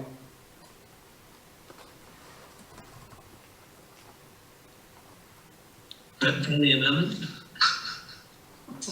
Friendly amendment. So I'll reread it with the amended location. That council approved locating a single DC charger at the north end of Municipal Hall along Cross Creek Road instead of the steeper area at the intersection of Cross Creek and Ocean. I guess I just need a seconder. Are you doing it piece by piece or all in one shot? All in one shot. Second. Okay, so is it okay if I just start with a bit of backstory and why I'm reintroducing this motion? It's sort of what I had imagined I would do. We had applied in July of the summer with a lot of support from staff, and What we applied for was a grant called the Electric Vehicle and Alternative Fuel Infrastructure Deployment Initiative, a federal grant that had been initiated in 2016 and was wrapping up in 2019. Our grant submission was the last round of submissions, so this was at the end of a 4-year program. The overarching goal of the program was essentially to create a mesh of stations across the country, roughly 65 kilometers apart. And BC, as a province, subscribed very early on in the program, 2016. You can see by the number of stations across the Lower Mainland, it's already a very saturated province. Ontario, the same thing. Needless to say, at the very end of this grant, they were essentially filling gaps. So they were really looking for locations that were underserviced to meet the needs of this program, to close the gap across the country. So most of the successful applicants were northern and prairie communities, and only 1 in 4 grants were successful, so 25% success rate. But we had a very strong application. So that's, overall, we just need to try again. So that's where, that's sort of in a nutshell what happened to our original application. The feds have put in a new program to replace the EVA FEED grant. They've called it ZEVIP. It's the Zero Emission Vehicle Initiative Infrastructure Program, ZEVIP for short. And it has the same idea with a number of intakes, and I've provided a table here at attachment number 2 shows, attachment number 1 on page 4 shows all the different federal programs, and the one I'm suggesting we aim for is the ZEVIP Public Places and On-Streets program. This is the one that the NRCan reps recommended to me when I met with them after we were not successful for the EVA FEED grant. They gave us a lot of good advice, and they're very supportive of our application. So with that in mind, I thought I'd rebundle this and put it in front of council and try and parcel a winner for the ZEVIP round. And part of that was perhaps revisiting the location, making it in line with what that particular February 2021 intake is focused on, which is providing access to the community, close to places of employment, close to multi-unit, close to retail. So the feds are trying to support that kind of a location, and really in front of Municipal Hall, it ticks all of those boxes. One of the things that we have going for us as well is a very, very close proximity to a major feeder. So being just off the Sea to Sky Highway, we're seconds from this location, and that really factors in favorably. One of the other factors with the location we had prior was, in talking to some civil contractors, there's risk that we might hit some buried treasures there. And the civil work might actually be quite expensive because we've got to do retaining. In order to meet an acceptable grade, the whole area needs to be basically brought up with a relatively substantial retaining wall, and that just sounds like a lot of money. And I think it might put us outside of our comfort zone on that. So I'm suggesting for some cost savings measures, we go with a flatter spot closer to a pole, and it'll drive the civil costs down altogether.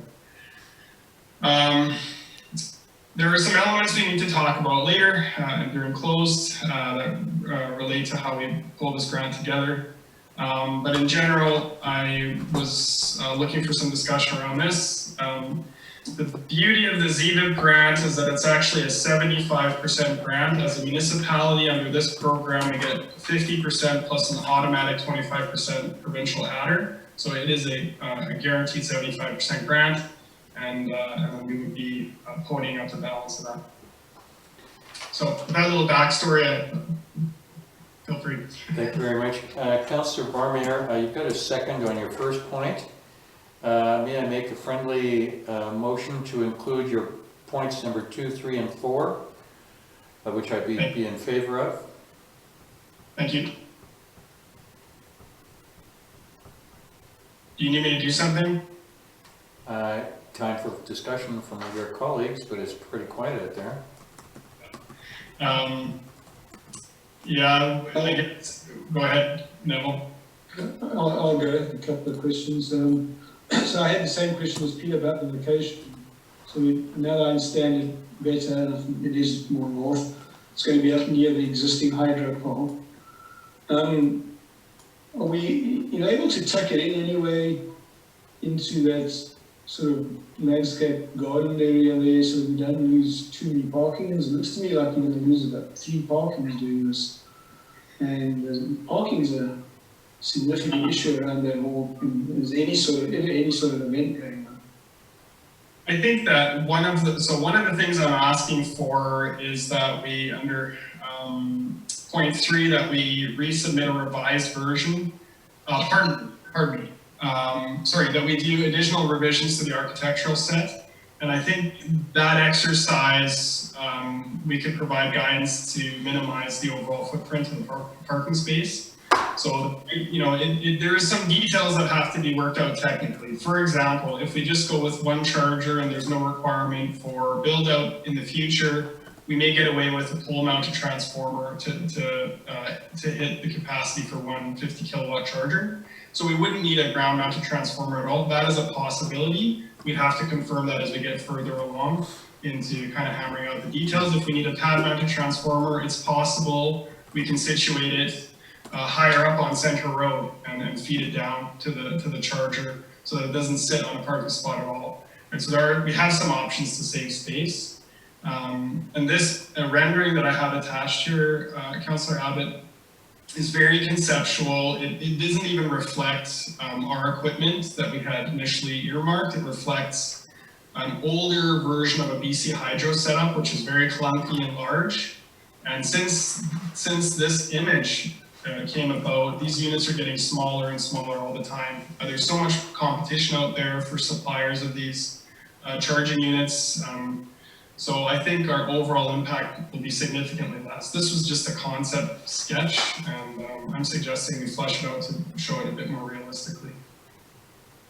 Okay. Another question in the notes in this rendering. Vehicles served will be 2 at the same time. Now this came up before, so this charger will charge 2 vehicles simultaneously? No, just one.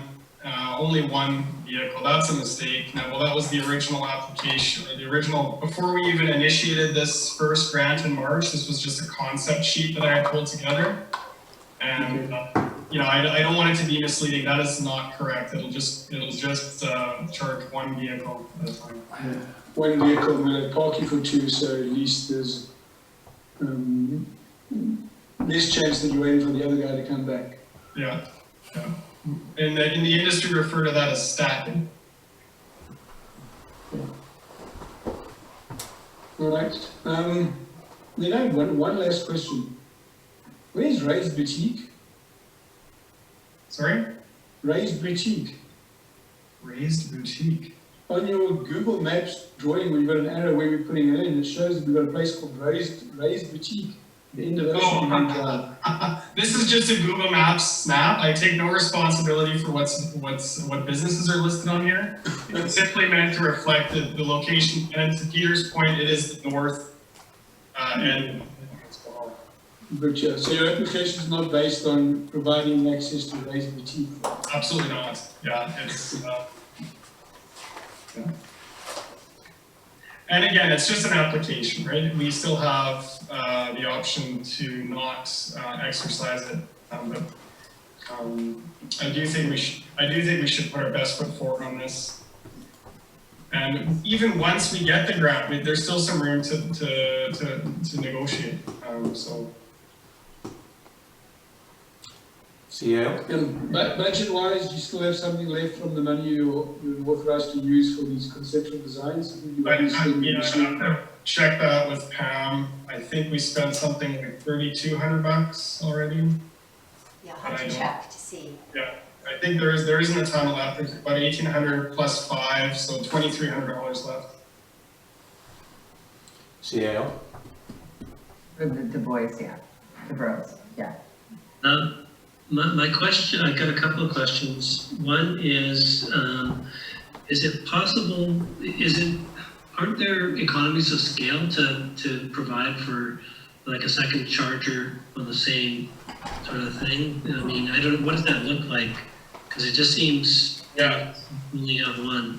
Yeah, so you would generally want to have your transformer sized for ultimate build out. So what you expect the future to look like. So let's say we committed to 4 stations. We want the transformer off the pole to be able to handle 4 stations in the future. And then you would, that's a decision you want to make about how much roughing you do on civil work. So do you do the stub out from the transformer just to one spot, or do you rough it into 4, but you only assign 1 charger for now?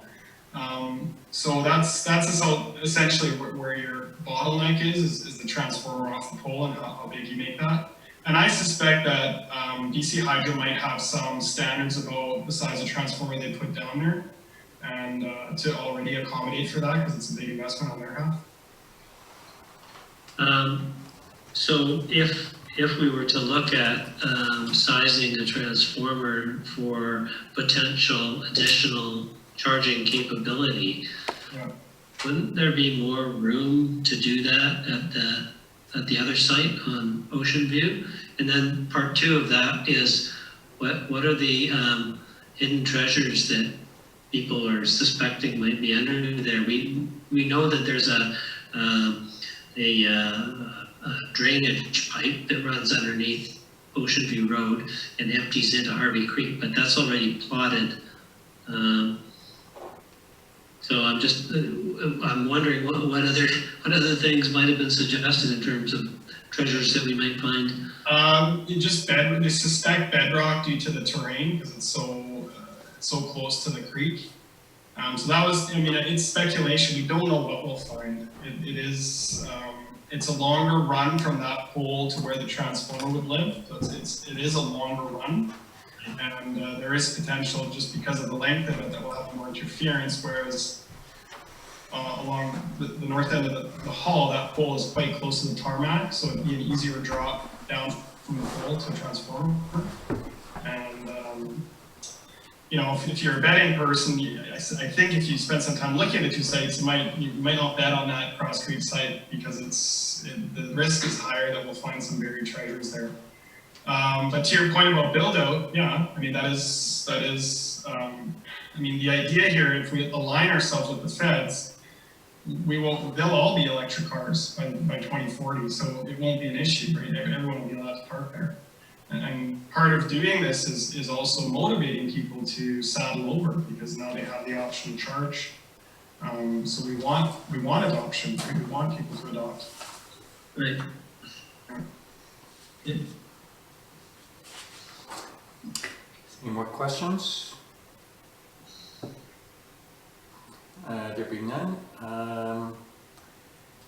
Councillor Barmayer, Sorry, when I was talking, just a Yep. final thought in the Yep. build out that you was describing. I would be concerned about the parking for the next 15 or 20 years that it takes us to get all to electric. Yeah. I think there's quite a parking crunch down there every time someone does something in the hall. So. Anyway. Okay. I'm asking for one spot for now.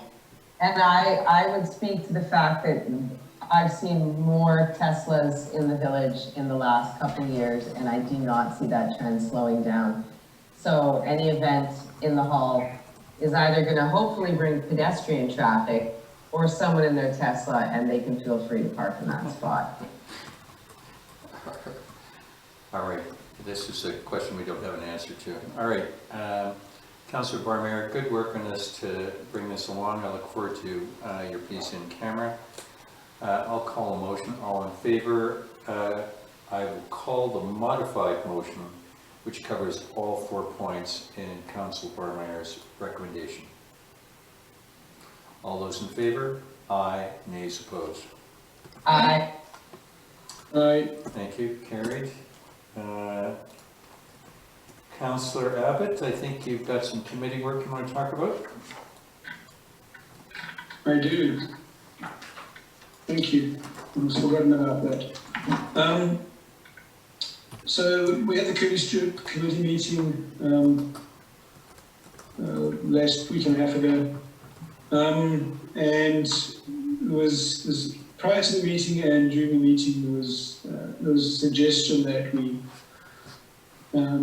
modify the terms of reference to simplify the current plan we have. And current terms of reference allow for us to start the committee with half the committee on a 1-year term, and then the others on a 2-year term, and then after that, so they're staggered, and everyone goes into a 2-year term after that.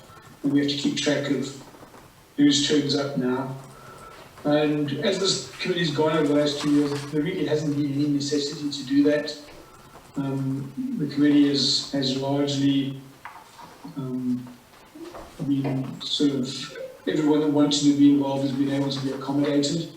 And the people that left the committee when we first started, we left it because they left the village or lost interest. So there wasn't any need for this.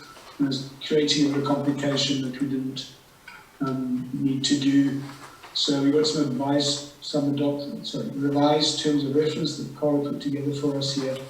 That just make it a little more flexible. So that's what's on the table here as a resolution for adoption. And then I just wanted to talk a little bit more about some of the other things that came up from the committee that might be coming back to council a little later, but maybe we can do adoption first. So I'd like to propose that we adopt the amended terms of reference and direct staff to proceed with advertising new members in the village updates. That's option 1. And if I'll pause there and see if we can get a second, and if anyone wants to comment. There, you're seconded. Any more discussion? Councillor Abbott, if you're fine, I'll call a motion. Thank you. Thank you. Called. All in favor? Ayes. Nays opposed? Aye. Thank you. Aye. Thank you very much for your hard work on this. Okay, so then the other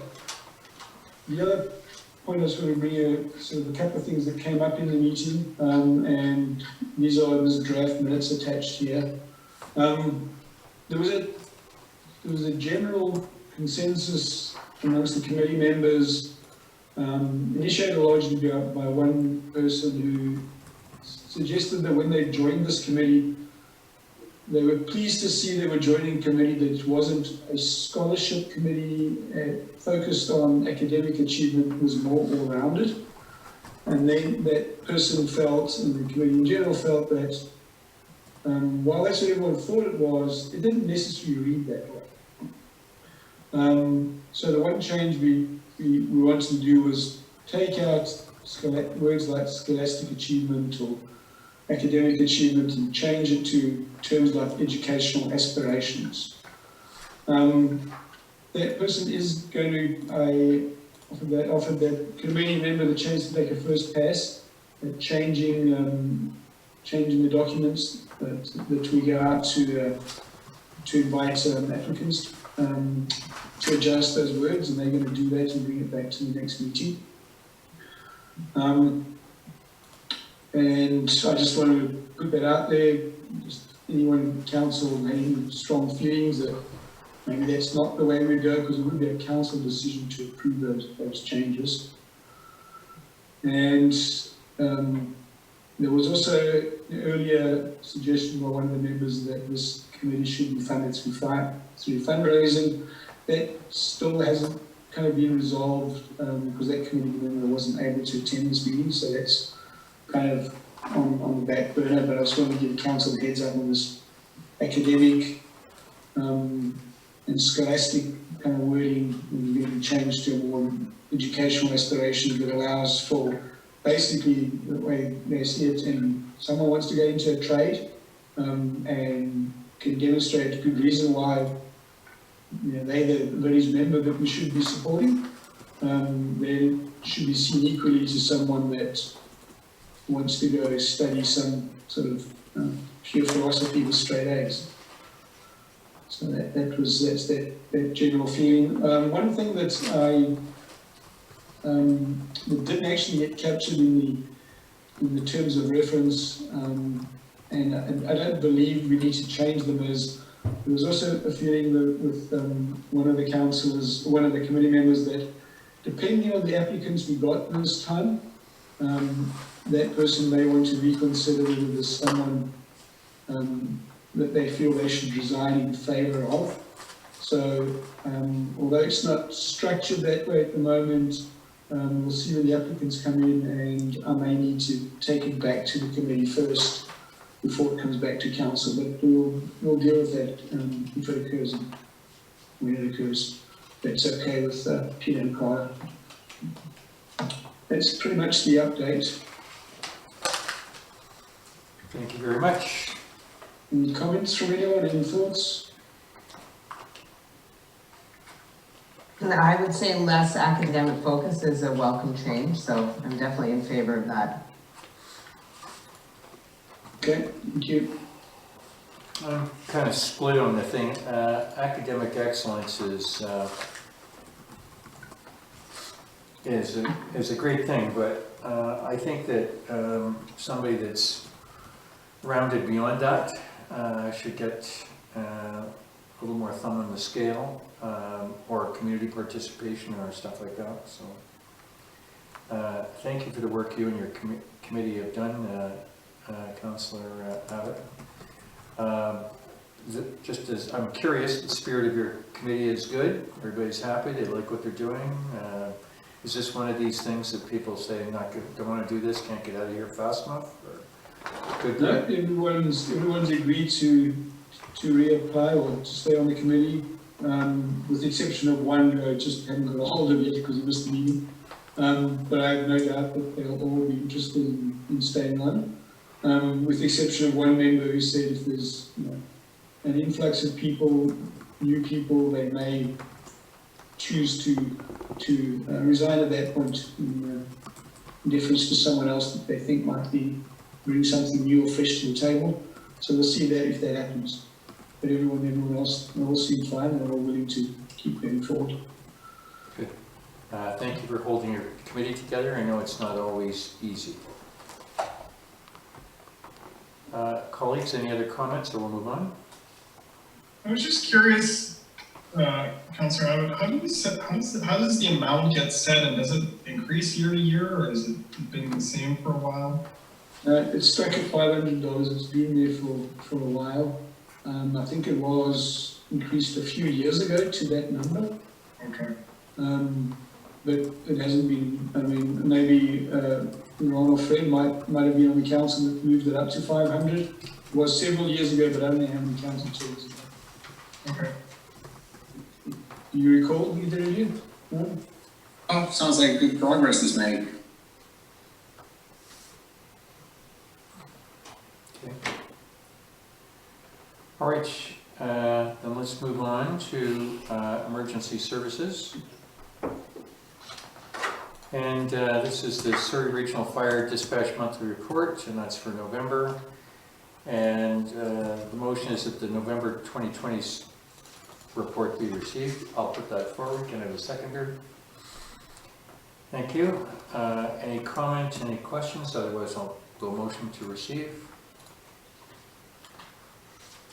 Nothing? I call a motion to receive. Ayes for, nays against. Aye. Thank you very much. Aye. Thank you. There are no resolutions, bylaws, the staff recommendation. Okay, that fees bylaw number 497, 2016, amended bylaw number 585, 2020 be read a third time. And that fees bylaw number 497, 2016, amendment bylaw number 585, 2020 be adopted all in one shot, it looks like. Okay. I'll put forward the motion before I start reading. Can I have a seconder? Thank you. I'm not sure who staff is going to cover this. Carla? No?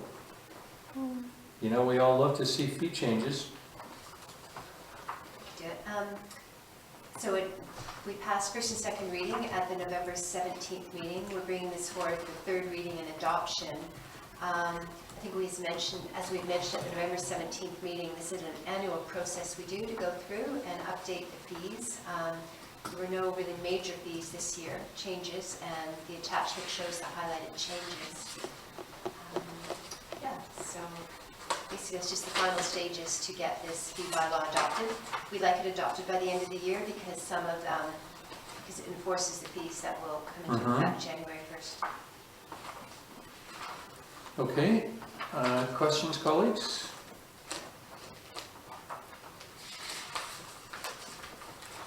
I got one. I'm all in favor of voting on it now, but there's one thing I would like to mention, not for now because we're so close to closing on this one, is about the size of the vehicle, an extraordinary vehicle. That sometime in the future could we sort of have a look at that? The reason I'm concerned is that 6.1 meters is the length cutoff for an extraordinary vehicle. Whereas there's many of us in the community have crew cab pickups with 8-foot boxes on them, and they're just a regular domestic truck, but it's 6.7 meters. And so by some of the bylaws, we shouldn't even be parking at some of the places with permits on it because it's, well, I haven't got a ticket yet, but if you do that in the future, yeah, it'd be nice if we could change that in the future. Anyhow. Make a note.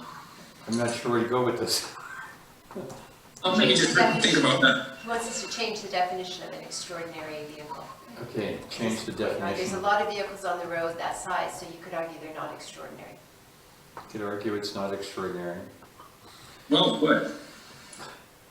All right. Anybody else? All right, okay, so here we go then. As a technicality, I don't have to read this the third time. I've already done it, haven't I? Carla? So I'll call a motion for the third and the adoption. I'll call the motion. All of those in favor, ayes, nays, opposed. Aye. Ayes. Aye. Done, carried, thank you. Okay, we need some time. Unfortunately, it is 11 o'clock and we need another hour. I have a motion to extend for another hour. Thank you. All in favor? Well, just yes, thank you. We're good till. Got it. Got it, thank you. Got it this time, did you? All right. Councillor Abbott, the correspondence section is yours. Okay, when am I doing it to? The end of the year, is this my last one? Nice try, end of January. Okay, lovely. So G1 is asking us to support the National Day of Truth and Reconciliation.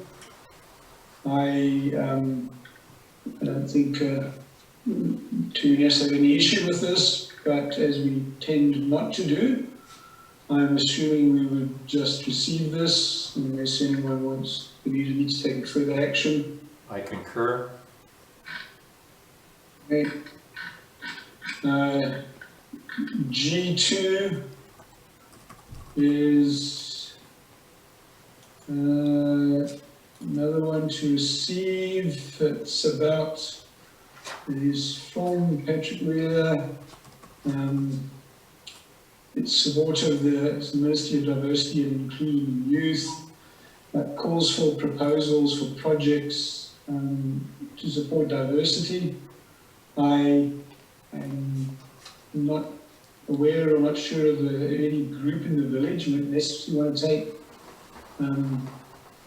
do something around this.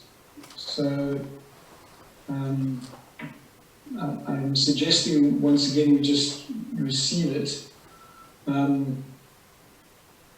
Unless I'm open to councillors, if anyone can think of a particular group or village that might want it. I might take a read of that again, because I was, you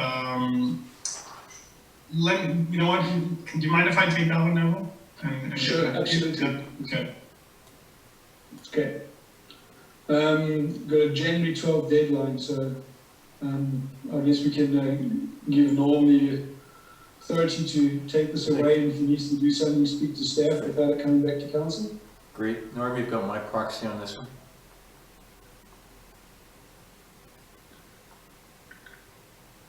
Okay. Number G3 is, sorry, was there something else on the previous one? G3 is once again another call for support.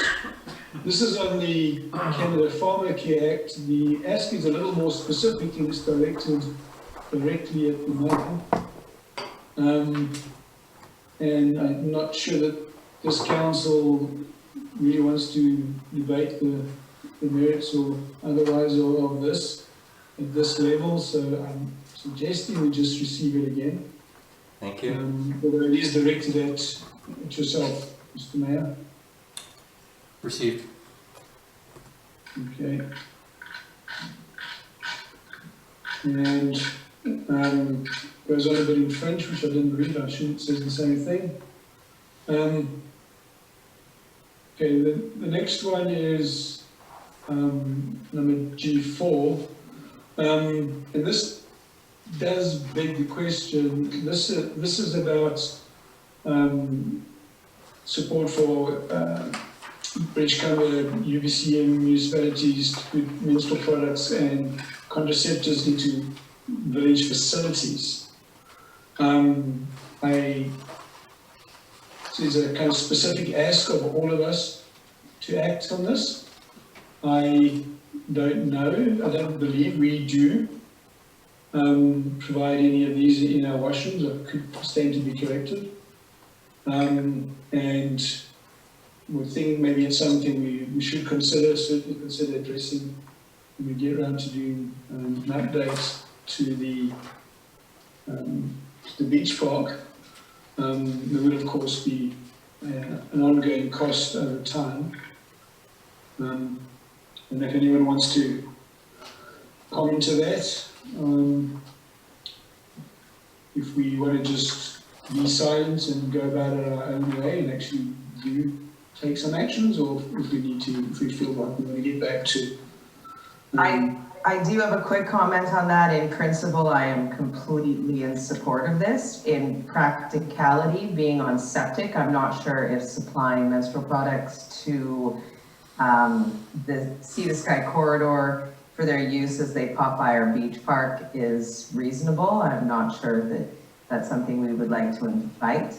I'm not sure if there's a way we could support this, but I just don't think it's practical for our municipality in any of our municipal buildings, really, unfortunately. I hadn't considered the septic, but yes, I guess that's a good point. Any other comments? Should we just receive it? I would receive. Okay. The next one is once again another appeal. This is for this is G5 prescription contraceptions from the City of Vernon, and they're asking us to write in their support. I think once again we would just receive. This is a particular councillor that wants to take up this charge. So you've received. Final one is from our MP Patrick Wheeler. There's no ask. He's just informing us of the early learning and childcare innovation program. Calls for proposals. I think it's just advising us. But once again, if anyone, council otherwise feels we should be taking action on this, open to hearing this, or we'll just receive it. Or should we pass it on to our PAC? Should we pass it on to our PAC? That's a good question.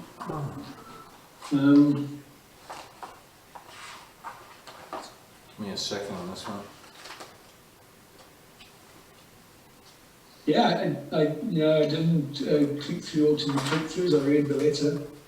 It could be appropriate.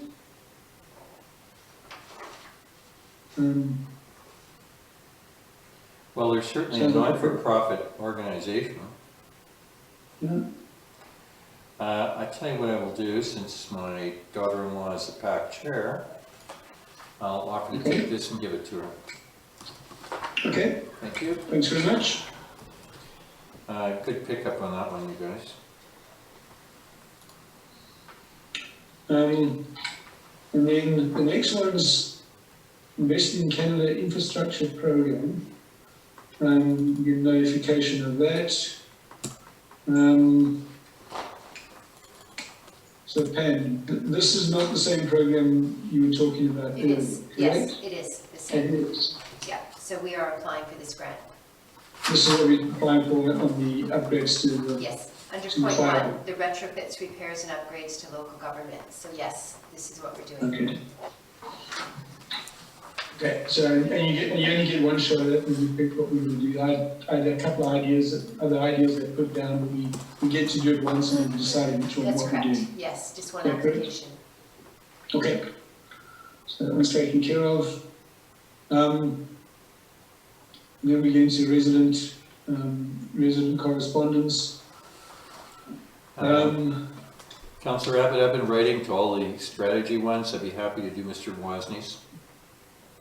Okay, I had those questions. My question was on the list of those responses, and it says yes. The next one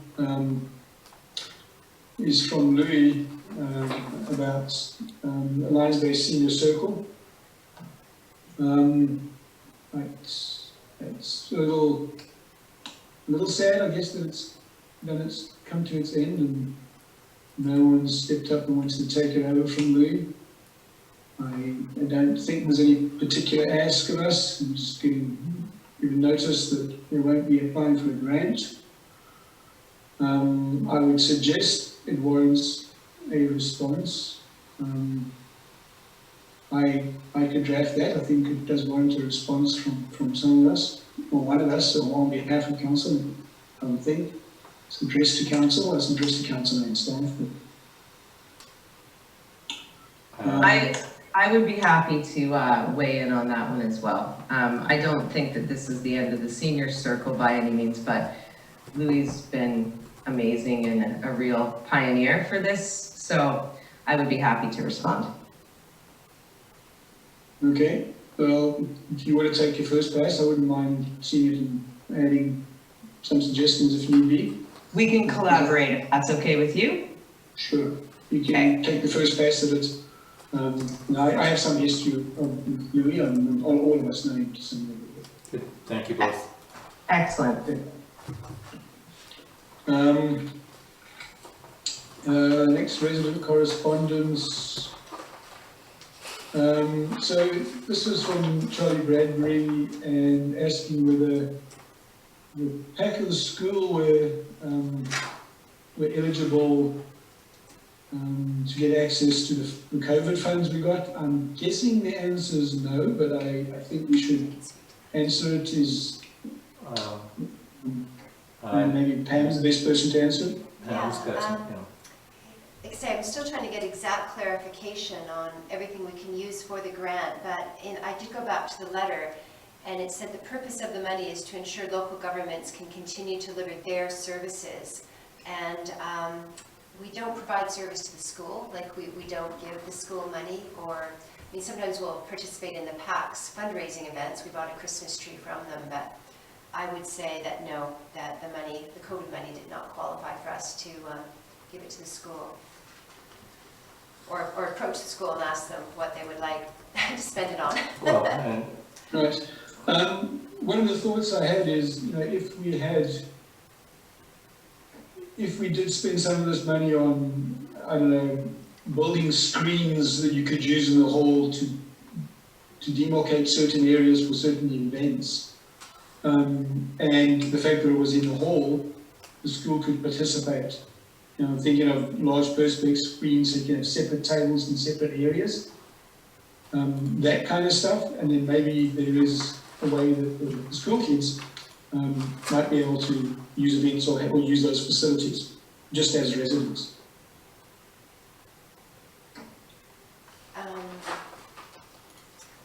Yeah, we're And really we could also then allow for certain other activities in the hall that may be able to use those screens and go back to a more normal kind of activity than it's currently allowed. I mean, at the point, when the hall is open, when we are allowed, even during COVID, I mean, there hasn't seemed to be a demand for screens. Like, a screen has never come up on our radar to having to purchase, even for the hall or for us in the office. Like, I wouldn't want to buy something just because the school needs it and try to see if there was a need that we could use it for, when there's a whole list of things that we could use the money for. I mean, it's just my thought, but never during this whole year has something come up saying we should buy screens, even for the hall. I mean, when the events have opened, the events that have been allowed haven't needed screens, and then right now the hall's closed, really, to almost everyone. I hear where you're going with this, Neville, and I appreciate it, but I dare say, being a PAC chair for about 6 or 7 years, when it comes to school board, PAC fundraising, how you're allowed to raise funds, BC gaming grants, it's all very specific. And I wish we could throw money at the PAC from this position, but I just do not see that there would be an easy way to do it. So I think it's unfortunate, but I just don't think it's worth pursuing any more time onto. Great. So response to Charlie, I mean, Pam, do you just want to do the matter of fact response that, and how it's written and it's not eligible? I'm going to be writing to her on her piece into the strategy session. I'm ready to double up on that at the same time. So I'll do that, Neville, if you want. Sure. Thank you. So then we had some on-table correspondence. That I have read, that came fairly recently. If I understand Mr. Strong's email, sorry, Tony Strong, that is, I read it twice. I think he's asking, there's so many in the village that play by the rules and have to pay the fees of the suites, and there are just as many that don't and don't get to pay. That's the way I read it. I'm really not sure how one answers that. Councillor Abbott, I think actually what he's referring to, I had to read it a few times. Under our current bylaw, it's 40% of the utility bill, but people who have suites that rent it to families don't have to pay. And I think that's his complaint, is that, my interpretation is that he thinks it's unfair that if you have a suite and you rent it to a third party, you have to pay the fee.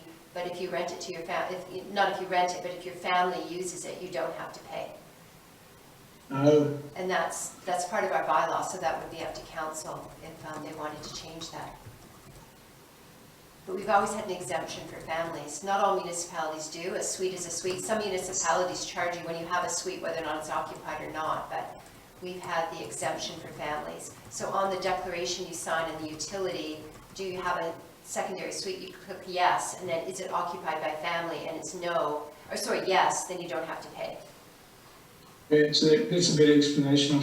I understand it better now. Yeah, it was a little confusing. Okay. I wasn't around when that came to being. I'm not sure. That was a few councils ago, quite a few actually. It was before my time. Well, what's everyone's thoughts? Should we be revisiting this or respond to Mr. Strong that there's no intention to revisit it? Well, can I go first on that? Yeah. I would subject that as an in-law suite, and just personally, I feel that Western culture, we do terribly by our elders, and encouraging multi-generational family is, I think, the way that we need to go and keep up with the rest of the planet. So I would be not in favor at all of charging family living in the same home as you as the same as subsidizing your mortgage by putting in a suite. I think they're two entirely different things. Yeah, and I also think if, you know, your teenage kid gets too loud and you decide to let him go live in the suite, does that mean you now have to go to pay? Agreed, yeah.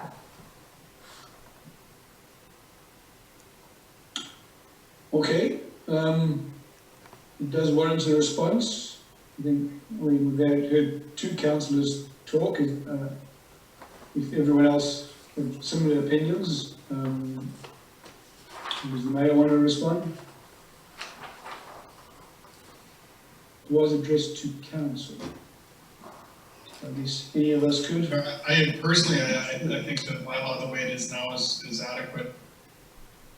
Okay. I can reply to Tony. He's one of my neighbours. I do know him. Thank you very much. All right.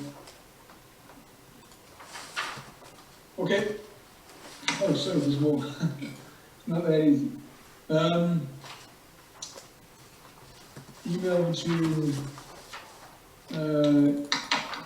Mr. Shretsky. Is he still on the call or not? No. No. Email from Mr. Shretsky to council. Somewhere along the way, happened to the ex-mayor Broughton. Has a few subjects in it. I think it's fairly broad. And most of those subjects we could just receive. There was a response on one part of it from CAO, and is that not in the package? Oh, it is. Sorry, I just need to keep paging down. So there has been a response from the CAO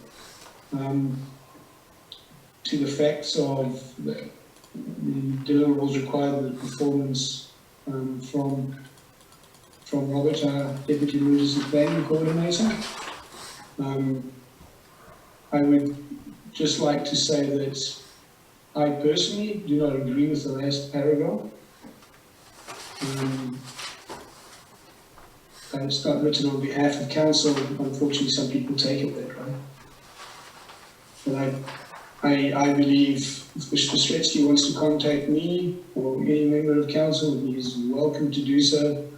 These factually correct or not. So that's just my opinion. If anyone else wants to comment, I'll just keep moving on. That's the end.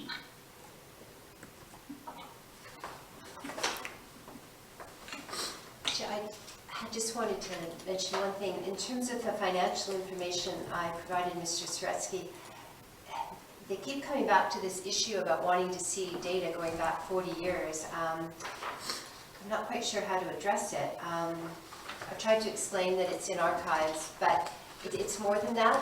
Without going into all the detail, because it's not in front of you, but the financial information I provided, up until 2009, the sewer surplus was audited by the auditors. It was on the financial statements every year. And then in 2009, it was no longer a PSAP requirement, and then we did a segmented note. So in the information I've continually provided is I start with the 2009 number, which is an audited number, and carry on from there. And they seem quite happy and pleased with the information I gave them in the detail. But again, they keep going back to, go into the archives, look for other information. So I don't know, they're asking me to prove the auditor's number, which I cannot do. We don't have records going back, the detailed records. I'll try to approach Mr. Sretsky again and just explain, I'm starting with an audited number, but you can't get anything more verifiable than an audited number. I could send him maybe a copy of those financial statements. So I was happy that they seem to be finally pleased with the financial information I provided again, but there still seems to be this thing about they want me to go back in the archives and look for information, and it should be really easy when the number I'm starting with is a verifiable number. So I'll just remind Mr. Sretsky of that, but I'm not sure I can continue to keep responding when they ask for this information. My view on this particular one is that on the core one about the village finances, this has been asked and answered, and a variety of his other statements simply aren't worth answering. And I'll leave that with my colleagues unless somebody wants to write on our behalf. I think Pam went above and beyond to address that initial inquiry into the Calvin Road treatment plant, how it was financed. I don't think that there's any more left to do.